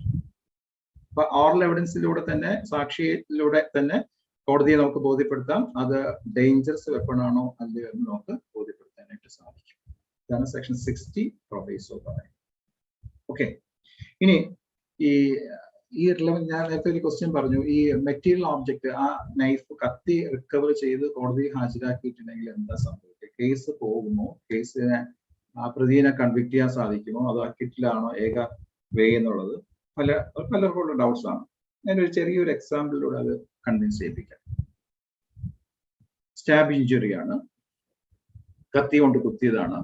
Witness കോടതിയിൽ വന്ന മൊഴി നൽകുന്നു, എന്നെ പ്രതി ഒരു കത്തി കൊണ്ട് കുത്തി, എനിക്ക് ഇഞ്ചുറി ഉണ്ടായി. ആ കത്തിയുടെ നീളം 3 ഇഞ്ച് അല്ലെങ്കിൽ 3 ഇഞ്ച് നീളമുള്ള ഒരു കത്തി കൊണ്ടാണ് എന്നെ കുത്തിയത്. അപ്പൊ സ്വാഭാവികമായിട്ട് ഒരു ഇഞ്ചുറി ഉണ്ടാവും. ആ ഇഞ്ചുറി റിലവന്റ് ആണ്. സെക്ഷൻ റിലവൻസ് ഞാൻ പിന്നെ പറയാം. റിലവന്റ് ആണ് ഏത് സെക്ഷൻ? സെക്ഷൻ 7 പ്രകാരം എഫക്റ്റ്, ആ ആക്ടിന്റെ എഫക്റ്റ് റിലവന്റ് ആണ്. അപ്പം ആ ഇഞ്ചുറി റിലവന്റ് ആണ്. കുത്തുകൊണ്ടോ അല്ലെങ്കിൽ ഇഞ്ചുറി ഉണ്ടായോ എന്നുള്ളത് സംബന്ധിച്ച എഫക്റ്റ് റിലവന്റ് ആണ്. അപ്പൊ അത് എഫക്ട് മീൻസ് അത് കത്തി കൊണ്ടുള്ള ഒരു ഇഞ്ചുറി ആണെന്ന് പ്രൂവ് ചെയ്യാന്നെങ്കിൽ അത്രയും പാർട്ട് റിലവന്റ് ആണ്. പോട്ടെ. അപ്പൊ ആ കത്തി പ്രകാരം 3 ഇഞ്ചാണ് ആ കത്തിയുടെ ലെങ്ത് പറഞ്ഞത് സാക്ഷി. മെഡിക്കൽ എവിഡൻസ് വന്നു കഴിഞ്ഞു കോടതിയിൽ. മെഡിക്കൽ എവിഡൻസ് വന്ന സമയത്ത് ഡോക്ടറിന്റെ ഒപ്പീനിയൻ എന്ന് പറയുന്നത് ഈ ഇഞ്ചുറിയുടെ നീളം എന്ന് പറയുന്നത് 4 ഇഞ്ചായി. സാക്ഷി പറഞ്ഞത് എന്നെ കുത്തിയ കത്തിയുടെ നീളം 3 ഇഞ്ച്. ഓൺ സർട്ടിഫിക്കറ്റ് പ്രകാരം ആ ഇഞ്ചുറിയുടെ ലെങ്ത് എന്ന് പറയുന്നത് 4 ഇഞ്ച്. സ്വാഭാവികമായിട്ട് കോടതിക്കല്ല ഏതൊരു മനുഷ്യനും സംശയം തോന്നാം, 3 ഇഞ്ച് നീളമുള്ള ഒരു കത്തി കൊണ്ട് കുത്തിയാൽ 4 ഇഞ്ച് നീളമുള്ള ഒരു ഇഞ്ചുറി ഉണ്ടാകുന്നു. സ്വാഭാവികമായിട്ടുള്ളത്. ഇങ്ങനെയുള്ള കേസിൽ ആ കത്തി റിക്കവറി ചെയ്ത് കത്തി കോടതിയിൽ ഹാജരാക്കിയിരുന്നു എങ്കിൽ ആ കേസിൽ കത്തി ഹാജരാക്കിയിട്ടിരുന്നുവെങ്കിൽ ആ കത്തിയെടുത്ത് ആ എക്സ്പെർട്ട് ആകുന്ന ഡോക്ടറെ കാണിക്കാം. ഡോക്ടറെ, ഇതാണ് വെപ്പൺ. ഈ വെപ്പൺ വെച്ച് കുത്തിയാൽ 4 ഇഞ്ച് നീളമുള്ള ഇഞ്ചുറി പോസിബിൾ ആണ്. തീർച്ചയായിട്ടും അത് ഡോക്ടർക്ക് ആൻസർ ചെയ്യാൻ സാധിക്കും. ഡോക്ടർ പറയുമായിരിക്കും അതിന്റെ ഫോഴ്സ് അല്ലെങ്കിൽ ഡിപ്പെൻസ് ഓൺ ദി സർഫസ്. അവിടെ എവിടെയാണോ നമ്മുടെ ബോഡിയിൽ എവിടെയാണോ ഇഞ്ചുറി കിട്ടിയത് ആ സർഫസിനെ ഡിപ്പെൻഡ് ചെയ്തിരിക്കും. ആ ഡോക്ടറിന്റെ ഒപ്പീനിയൻ പറയാം. അത് ഞാൻ പറയുന്നത് ശരിയില്ല. അപ്പൊ ആ കത്തി ആ ഒരു കേസിൽ ആ ഒരു സിറ്റുവേഷനിൽ മാത്രം ഈ വെപ്പൺ എടുത്ത് നമുക്ക് ഡോക്ടറെ കാണിക്കാം. അങ്ങനെ ഒരു ഗുണമാണ്. അതാണ് ഈ recovery property material object recover ചെയ്താലുള്ള ഗുണം. ഇനി റിക്കവർ ചെയ്തില്ല എന്ന് വെച്ചിട്ട് ഒരു കാരണവശാലും പ്രതിയെ നമുക്ക് അക്യൂട്ട് ചെയ്യാനായിട്ട് സാധിക്കും. അപ്പൊ നമ്മുടെ ഒരു ധാരണയുണ്ട്, പോലീസ് ഓഫീസേഴ്സ് എനിക്കറിയില്ല എന്തിനാ ഈ ഒരു റിക്കവറിക്ക് വേണ്ടിയിട്ട് പരക്കം പായുന്നത്, അല്ലെ? അപ്പൊ അത് ഒരുപക്ഷെ അത് ഡിസ്ട്രോയ് ചെയ്തിട്ടുണ്ടെങ്കിൽ പിന്നെ അവർ പല മാർഗങ്ങളും തേടാൻ അതിന്റെ ആവശ്യമൊന്നുമില്ല.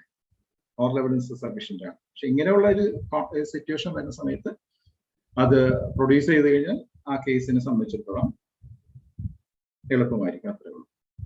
അപ്പൊ ഞാൻ ആദ്യം ഒരു ക്വസ്റ്റ്യൻ ചോദിച്ചു. ഞാൻ എവിടെയോ വായിച്ചിട്ടുണ്ട്, ഡോക്ടർ കോടതിയിൽ എവിഡൻസ് നൽകുന്ന സമയത്ത് ഡോക്ടർ ഊൺ സർട്ടിഫിക്കറ്റിലെ ഇഞ്ചുറീസ് വായിക്കണം. ഇതൊരു എക്സ്റ്റെന്റ് വരെ ശരിയാണെന്ന് ഞാൻ നേരത്തെ പറഞ്ഞു. ഡോക്ടർ ഊൺ സർട്ടിഫിക്കറ്റിലെ കണ്ടൻസ് വായിക്കാമോ? ഞാൻ ഇത്രയും നേരം പറഞ്ഞു കണ്ടൻസ് സംബന്ധിച്ച് ഓറൽ ടെസ്റ്റിമണി പെർമിസിബിൾ അല്ല. അപ്പൊ ഡോക്ടർ ഓൺ സർട്ടിഫിക്കറ്റിലെ കണ്ടൻസ് വായിക്കുന്നത് ശരിയാണോ നോക്കാം. നമുക്ക് ഈ നേച്ചർ ഓഫ് ഡോക്ടേഴ്സിന്റെ എവിഡൻസ് എന്താണെന്ന് നോക്കാം. ഈ ഡോക്ടറിന്റെ എവിഡൻസിന്റെ നേച്ചർ ആർക്കെങ്കിലും ഒന്ന് പറയാം. എന്താ ഡോക്ടറിന്റെ nature of evidence given by a doctor?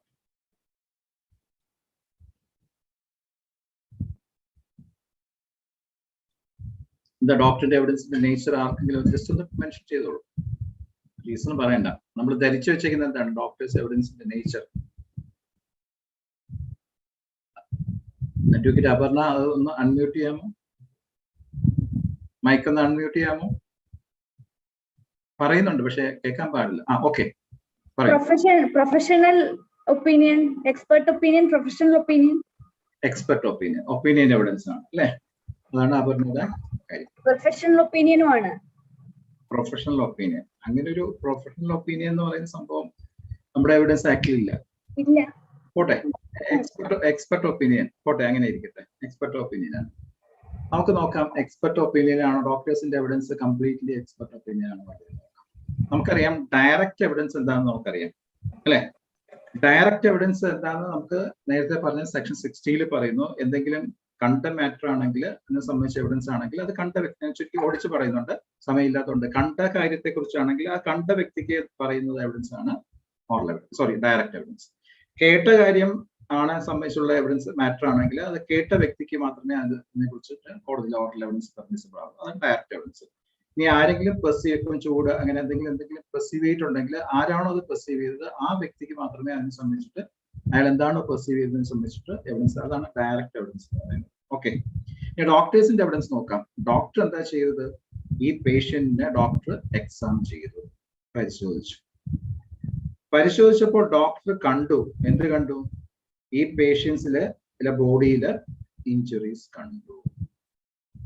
അപ്പൊ ആ ഇഞ്ചുറീസിനെ സംബന്ധിച്ച് ഡോക്ടർ നൽകുന്ന എവിഡൻസ് ഡയറക്റ്റ് എവിഡൻസ്, അത് ഒപ്പീനിയൻ എവിഡൻസ് അല്ല, അത് ഡയറക്റ്റ് എവിഡൻസ് ആണ്. അപ്പൊ നമ്മൾ ചോദിക്കും എന്തുകൊണ്ട് പിന്നെ ഡോക്ടർ ഈ ഓൺ സർട്ടിഫിക്കറ്റ് നോക്കി പറയുന്നു? ആ ഡോക്ടർ കാര്യം വളരെ ബിസിയാണ്. ഒരു ദിവസം തന്നെ ഒരുപാട് പേഷ്യൻസിന് ഈ ഇഞ്ചുറീസ് എല്ലാം ഡോക്ടർക്ക് മെമ്മറി എന്ന് പറയാൻ സാധിക്കില്ല. അതുകൊണ്ട് ഡോക്ടർക്ക് മെമ്മറി റിഫ്രഷ് ചെയ്യാൻ നമ്മുടെ സെക്ഷൻ 159 എവിഡൻസ് ആക്ട് പ്രകാരം പെർമിസിബിൾ ആണ്. ഡോക്ടർ ആ ഓൺ സർട്ടിഫിക്കറ്റ് നോക്കിയിട്ട് ഞാൻ അന്ന് കണ്ട ഇഞ്ചുറീസ് അത് ഞാൻ അതിലേക്ക് നോട്ട് ചെയ്തിട്ടുണ്ട്. അപ്പൊ ഡോക്ടർ അത് വായിക്കുന്നതല്ല, പകരം ഡോക്ടർക്ക് മെമ്മറി റിഫ്രഷ് ചെയ്യാൻ സെക്ഷൻ 159 എവിഡൻസ് ആക്ട് പ്രകാരം ഡോക്ടർക്ക് മെമ്മറി റിഫ്രഷ് ചെയ്തുകൊണ്ട് ഡോക്ടർ ആ ഓൺ സർട്ടിഫിക്കറ്റ് നോക്കിയിട്ട് ഡോക്ടർ വായിക്കുന്നത്, അല്ല ഡോക്ടർ അത് വായിക്കുന്നില്ല. ഡോക്ടർ ഡയറക്റ്റ് എവിഡൻസ് ആണ്.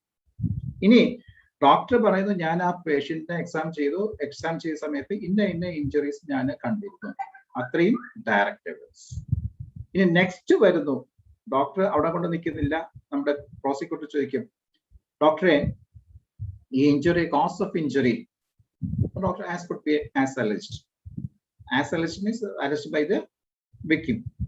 അപ്പോൾ ഡോക്ടർ പറയും, എന്താ പറയാ, അതൊരു പക്ഷേ വിക്ടിം പറഞ്ഞ പ്രകാരം കുത്തിയതായിരിക്കാം, അത് ഡോക്ടർ കണ്ട കാര്യമല്ല, അത് ഡോക്ടറിന്റെ evidence, opinion evidence.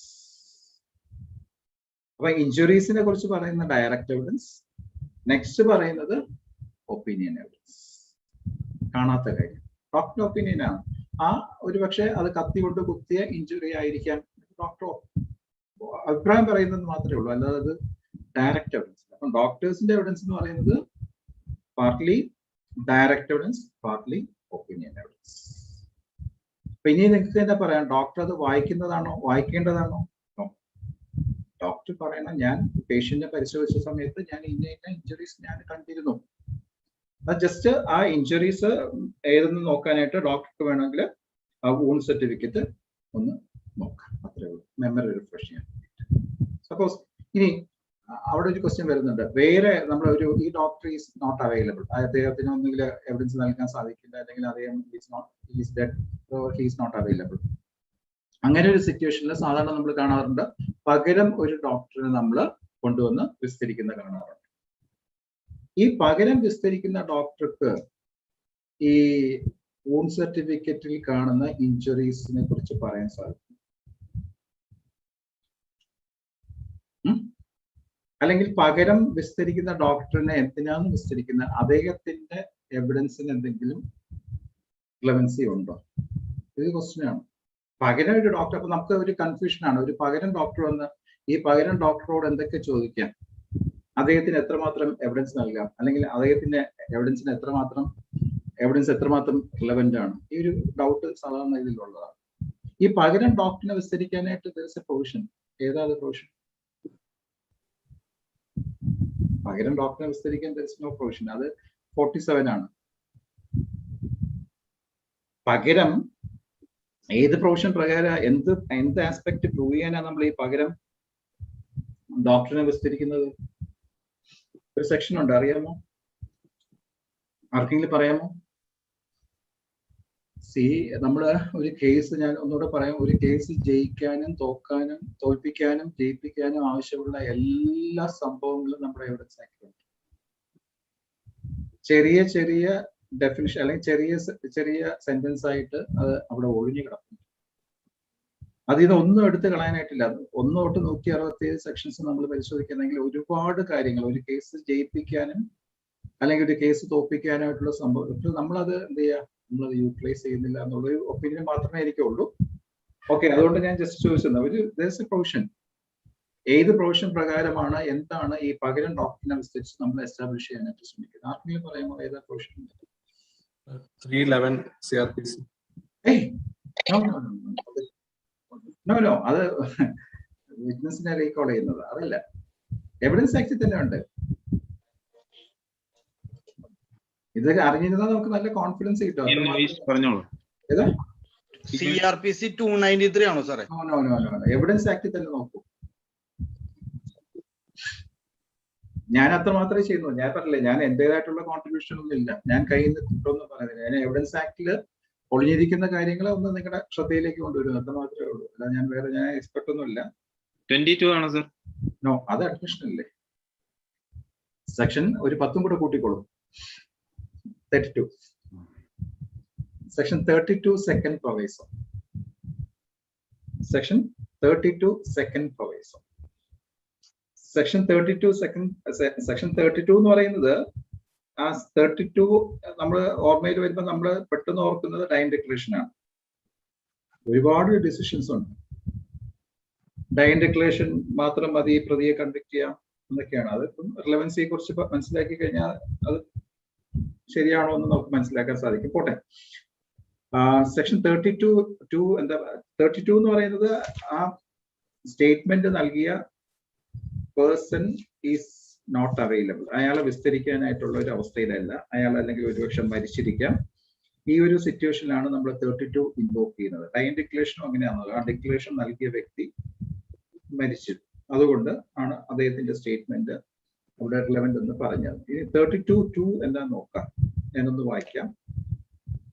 Or is made in the course of business when the statement was made by such person in the ordinary course of business. നമ്മുടെ ഇതല്ല. And in particular when it consists of any entry or memorandum made by him in books kept in the ordinary course of businesses or in discharge of his professional duty. Statement made by person if it is in discharge of his professional duty. Doctors എന്ന് പറയുന്നത് അയാളുടെ professional ഡ്യൂട്ടിയുടെ പാർട്ടായിട്ട് അദ്ദേഹം ചെയ്യുന്നുണ്ട് ഒരു statement return, അദ്ദേഹം തന്നെ എഴുതുന്ന ഒരു സ്റ്റേറ്റ്മെന്റ്, അത് ഓൺ സർട്ടിഫിക്കറ്റിൽ അദ്ദേഹം അത് രേഖപ്പെടുത്തുന്നു. അപ്പം അവിടെ എന്താണ് വാട്ട് ഈസ് റിലവന്റ്, അപ്രകാരം രേഖപ്പെടുത്തിയ statement, not the statement given to the police officer, അത് ബൈ സെക്ഷൻ 162 നമുക്കറിയാം, അത് കോട്ടയം പിന്നെ പറയാം. ഇവിടെ അദ്ദേഹത്തിന്റെ പ്രൊഫഷണൽ ഡ്യൂട്ടിയുടെ പാർട്ടായിട്ട് അദ്ദേഹം ഒരു എന്താ പറയാ കേസ് ഷീറ്റിലോ അല്ലെങ്കിൽ ഓൺ സർട്ടിഫിക്കറ്റോ എന്തെങ്കിലും അദ്ദേഹം പ്രിപ്പയർ ചെയ്തിട്ട് ആ സ്റ്റേറ്റ്മെന്റ് ഈസ് റിലവന്റ്. അപ്പൊ ഇവിടെ എന്താ പ്രൂവ് ചെയ്യേണ്ടത്, അത്തരം ഒരു സ്റ്റേറ്റ്മെന്റ് ആണ് പ്രൂവ് ചെയ്യേണ്ടത്. ആ statement in discharge of his professional duty. ഇപ്പൊ പോലീസ് ഓഫീസർ ഒരു FIR തയ്യാറാക്കുന്നു, suppose he is not available. അപ്പൊ എന്ത് ചെയ്യാം, ഡിസ്ചാർജ് ഓഫ് പ്രൊഫഷണൽ ഡ്യൂട്ടിയിൽ അദ്ദേഹം തയ്യാറാക്കിയത് നമുക്ക് പ്രൂവ് ചെയ്യാം. അപ്പൊ അദ്ദേഹം എന്താണോ തയ്യാറാക്കിയത് ദാറ്റ് ഈസ് റിലവന്റ്. പകരം ഡോക്ടർക്ക് വന്ന് എന്ത് മാത്രമേ പറയാവൂ, ഇപ്രകാരം കാണുന്ന statement was prepared by or made by such and such doctor, അത്രേ പറയാൻ പറ്റുള്ളൂ. അല്ലാണ്ട് ആ ഡോക്ടർക്ക് വേറെ ഒന്നും പറയാൻ പറ്റില്ല. പിന്നെ വേണമെങ്കിൽ നമുക്ക് ഡോക്ടർ അല്ലേ, ഒരു എക്സ്പെർട്ട് അല്ലേ എന്ന് പറഞ്ഞിട്ട് നമുക്ക് വേണമെങ്കിൽ ഒപ്പീനിയൻ ചോദിക്കാം. ഡോക്ടറെ, ഈ ഓൺ സർട്ടിഫിക്കറ്റ് കാണുന്ന ഇഞ്ചുറീസ്, ഡോക്ടർക്ക് ആ ഓൺ സർട്ടിഫിക്കറ്റ് ഇഞ്ചുറീസ് പറയാൻ പറ്റില്ല. മാർക്ക് ചെയ്യാം, മാർക്ക് ചെയ്ത ഇത് എനിക്ക് പരിചയമുള്ള ഡോക്ടറിന്റെ സിഗ്നേച്ചറിൽ ഹാൻഡ് റൈറ്റിംഗ് തയ്യാറാക്കിയ ഡോക്ടർ ഓൺ സർട്ടിഫിക്കറ്റ്, അത്രയും പറയുമ്പോൾ 47 ഇൻവോക്ക് ചെയ്തിട്ട് ആ ഡോക്യുമെന്റ് മാർക്ക് ചെയ്യാം. അത് ഡിസ്ചാർജ് ഓഫ് പ്രൊഫഷണൽ ഡ്യൂട്ടിയുടെ പാർട്ട് ആയതുകൊണ്ട് അത് ദാറ്റ് ഈസ് റിലവന്റ് ആണ്, സെക്ഷൻ 32(2) പ്രകാരം റിലവന്റ് ആണ്. പിന്നെ ഒരു എക്സ്പെർട്ട് നമ്മുടെ കോടതിയുടെ മുന്നിൽ നിൽക്കുന്നുണ്ട്, ആ എക്സ്പെർട്ടിനോട് ചോദിക്കാം, ഡോക്ടറെ ഈ വൂണ്ട് സർട്ടിഫിക്കറ്റ് പറയുന്ന ഇഞ്ചുറീസ് ഈ ഒരു കത്തി കൊണ്ടുണ്ടായാൽ പോസിബിൾ ആണോ എന്ന് ചോദിക്കാം. ഇതാണ് ഡോക്ടേഴ്സ് എവിഡൻസിന്റെ റിലവൻസ്. അപ്പം ഡോക്ടർ ഒരിക്കലും എന്താണെന്ന് വെച്ചാൽ ഡോക്ടർ ഓൺ സർട്ടിഫിക്കറ്റിന്റെ കണ്ടൻസ് വായിക്കുന്നതല്ല, ഹീസ് ഗിവിംഗ് ഡയറക്റ്റ് എവിഡൻസ്. ഇതാണ് ഇത്ര ഒരു സമയം 8:40 ആയി. സോറി 8:30 ആണ്, 8:15 ആണ് മിസ്റ്റർ അഡ്വക്കേറ്റ് പ്രമോദ് എന്നോട് പറഞ്ഞത്. പിന്നെ ഒരു 15 മിനിറ്റ് ക്വസ്റ്റ്യൻസിന്റെ ഒരു സെഷൻ എന്ന് പറഞ്ഞിരുന്നു. ഞാൻ അറിയാതെ 8:40 വരെ പോയി, എക്സീഡ് ചെയ്തു, സോറി. ഞാൻ ഒരു കാര്യം കൂടെ പറഞ്ഞോട്ടെ, ഞാൻ എന്റെ ടോപ്പിക് ഞാൻ തുടങ്ങിയിട്ടില്ല. ടോപ്പിക് കൊറോബറേഷനും കോൺട്രഡിക്ഷനും, അത് വളരെ റിലവന്റ് ആണ്. ആ ഒരു ടോപ്പിക്ക് റിലവന്റ് എന്ന് പറയാൻ കാര്യം എൻ്റെ ഒരു എക്സ്പീരിയൻസ്, ഇപ്പം ഉള്ള ഒരു എക്സ്പീരിയൻസ് കൊണ്ട് ഞാൻ പറയുന്നു. അത് അറിയേണ്ട സെക്ഷനാണ്, രണ്ടുപേർക്കും പ്രോഫിറ്റബിൾ ആണ്. അഡ്വക്കേറ്റ്സിന് കോടതിക്കും ഗുണകരമായിട്ടുള്ള ഒരു സംഭവമാണ് ഈ കോൺട്രഡിക്ഷൻ കൊറോബറേഷൻ. വളരെ വളരെ റെയർ ആയിട്ട് മാത്രമേ ഇത് ഇൻവോക്ക് ചെയ്യുന്നത് ഞാൻ കാണാറുള്ളൂ. അതുകൊണ്ട് മാത്രമാണ് ഈ ഒരു ടോപ്പിക് ഞാൻ സെലക്ട് ചെയ്തത്. റീസെന്റ് ആണ് ഈ കോൺട്രഡിക്ഷനും കൊറോബറേഷനും സെലക്ട് ചെയ്തത്. ഞാൻ എവിഡൻസ് ആക്ട് ബാക്കി കാര്യങ്ങളായിരുന്നു ഞാൻ നോക്കിക്കൊണ്ടിരുന്നത്. അത് ഒരു കോടതിയില് ഒരു സാക്ഷി മൊഴി പറഞ്ഞു. ഞാൻ വൈകുന്നേരം വീട്ടില് കഴിച്ചുകൊണ്ടിരുന്ന സമയത്ത് പുറത്തേക്ക് ബഹളം കേട്ടു. ഞാൻ ഇറങ്ങി നോക്കി, സംഭവം ഇതാണ് സ്റ്റേറ്റ്മെന്റ്, ഒരു ഐ വിറ്റ്നസ് പറഞ്ഞ സ്റ്റേറ്റ്മെന്റ്. ഞാൻ കോടതി പറഞ്ഞത്, ഞാൻ വീട്ടിൻ്റെ അകത്ത് ഇരുന്ന് കഴിച്ചുകൊണ്ടിരിക്കുകയായിരുന്നു, അന്നേരം ബഹളം കേട്ടു, ഞാൻ പുറത്തേക്ക് ഇറങ്ങി നോക്കി, ഞാൻ സംഭവം കണ്ടു എന്ന് പറഞ്ഞു. അത് കഴിഞ്ഞിട്ട് ഞാൻ ക്രോസ് എക്സാമിനേഷൻ സ്റ്റാർട്ട് ചെയ്യാനായിട്ട് അക്യൂസ്ഡിന്റെ കൗൺസിലിനോട് പറഞ്ഞു. ഇദ്ദേഹം വന്ന് ഫസ്റ്റ്ലി പറഞ്ഞത്, പോലീസിന് നൽകിയ 161 സ്റ്റേറ്റ്മെന്റ്, ആ പ്രീവിയസ് സ്റ്റേറ്റ്മെന്റ് ഉണ്ടല്ലോ, 161 അല്ല, പോലീസിന് കൊടുത്ത സ്റ്റേറ്റ്മെന്റ്, അത് അങ്ങനെയാണ്. പോലീസിന് കൊടുത്ത സ്റ്റേറ്റ്മെന്റിന്റെ ഒരു ഫസ്റ്റ് സെന്റൻസ് എനിക്കൊന്ന് മാർക്ക് ചെയ്യണം. അപ്പൊ ഞാൻ അന്തം വിട്ടു. ഞാൻ ചോദിച്ചു എന്താ കാര്യം? അത് ആ സ്റ്റേറ്റ്മെന്റ് അനുസരിച്ചിട്ടല്ല സാക്ഷി കോടതിയിലെ മൊഴി നൽകിയിരിക്കുന്നത്, അതുകൊണ്ട് എനിക്ക് അതൊന്ന് മാർക്ക് ചെയ്തേ പറ്റൂ. ഞാൻ ചോദിച്ചു എന്താ കാര്യം പറയും. അത് പോലീസിന് നൽകിയ സ്റ്റേറ്റ്മെന്റില് ഞാൻ വൈകുന്നേരം വീട്ടിൽ തിന്നുകൊണ്ടിരുന്നപ്പോൾ പുറത്ത് ബഹളം കേട്ടു എന്നാണ് പറഞ്ഞിരിക്കുന്നത്. പക്ഷെ സാക്ഷി കോടതി വന്ന് എന്താ മൊഴി നൽകിയത്? ഞാൻ വീട്ടിൽ വൈകുന്നേരം കഴിച്ചുകൊണ്ടിരുന്നപ്പോൾ ബഹളം കേട്ടു. Inconsistent statement. അതുകൊണ്ട് അത് മാർക്ക് ചെയ്യണം. എത്ര പേര് ചിരിക്കുന്നു എന്ന് എനിക്കറിയില്ല, എത്ര പേര് അത് സീരിയസ് ആയിട്ട് ചിന്തിക്കുന്നു എന്ന് എനിക്ക് കാണാൻ സാധിക്കുന്നില്ല. ഇതാണ് നമ്മുടെ ഓൺലൈൻ്റെ ഒരു പ്രത്യേകത. പോട്ടെ, അപ്പൊ ഈ ഒരു ലെവലിലേക്കാണ് ഇത് സാധാരണ ക്രോസ് എക്സാമിനേഷൻ ചെയ്യുന്നവർക്കറിയാം. ഈ ഒരു ലെവലിലേക്കാണ് നമ്മുടെ ക്രോസ് എക്സാമിനേഷന്റെ സ്റ്റാൻഡേർഡ് പോയത്. അതുകൊണ്ട് മാത്രമാണ് ഈ കോമ്പറ്റീഷനും കൊറോബറേഷൻ ഞാൻ സെലക്ട് ചെയ്തത്. അത് ഞാൻ തുടങ്ങിയിട്ടില്ല. കാര്യം തുടങ്ങിക്കഴിഞ്ഞാൽ ഒരു 2-3 മണിക്കൂർ അതിലേക്ക് കൊറോബറേഷൻ വേണം, പ്ലസ് കോമ്പറ്റീഷനും അതേപോലെ വേണ്ടി വരും. അത് ഓൾറെഡി ഞാൻ മിസ്റ്റർ പ്രമോദിനോട് ഞാൻ പറഞ്ഞിരുന്നു. ഇന്നത്തേക്ക് ഇതൊരു പോയിന്റിലേക്ക് ഞാൻ നിർത്തുന്നു. പ്ലസ് നമുക്ക് കോൺട്രഡിക്ഷൻ കൊറോബറേഷൻ പോകണമെങ്കിൽ തന്നെ സെക്ഷൻ 5 നോക്കാതെ പോകാൻ പറ്റില്ല. പോട്ടെ, അപ്പൊ ഇന്നത്തേക്ക് ഞാൻ വൈൻഡ് അപ്പ് ചെയ്യുന്നു. ഇനി എന്തെങ്കിലും ഈ പറഞ്ഞ ടോപ്പിക്കിനെ സംബന്ധിച്ചിട്ട് എന്തെങ്കിലും ഡൗട്ട്സ് ഉണ്ടെങ്കിൽ പെട്ടെന്ന് ഒരു 5 മിനിറ്റ് കൊണ്ട് ചോദിക്കാം. അറിയില്ലെങ്കിൽ ഞാൻ അറിയില്ല എന്ന് പറയും. ഞാൻ എക്സ്പെർട്ട് ഒന്നുമില്ല, ഞാൻ നോക്കി പറഞ്ഞുതരാം. അറിയാമെങ്കിൽ ഞാൻ ആൻസർ ചെയ്യാം.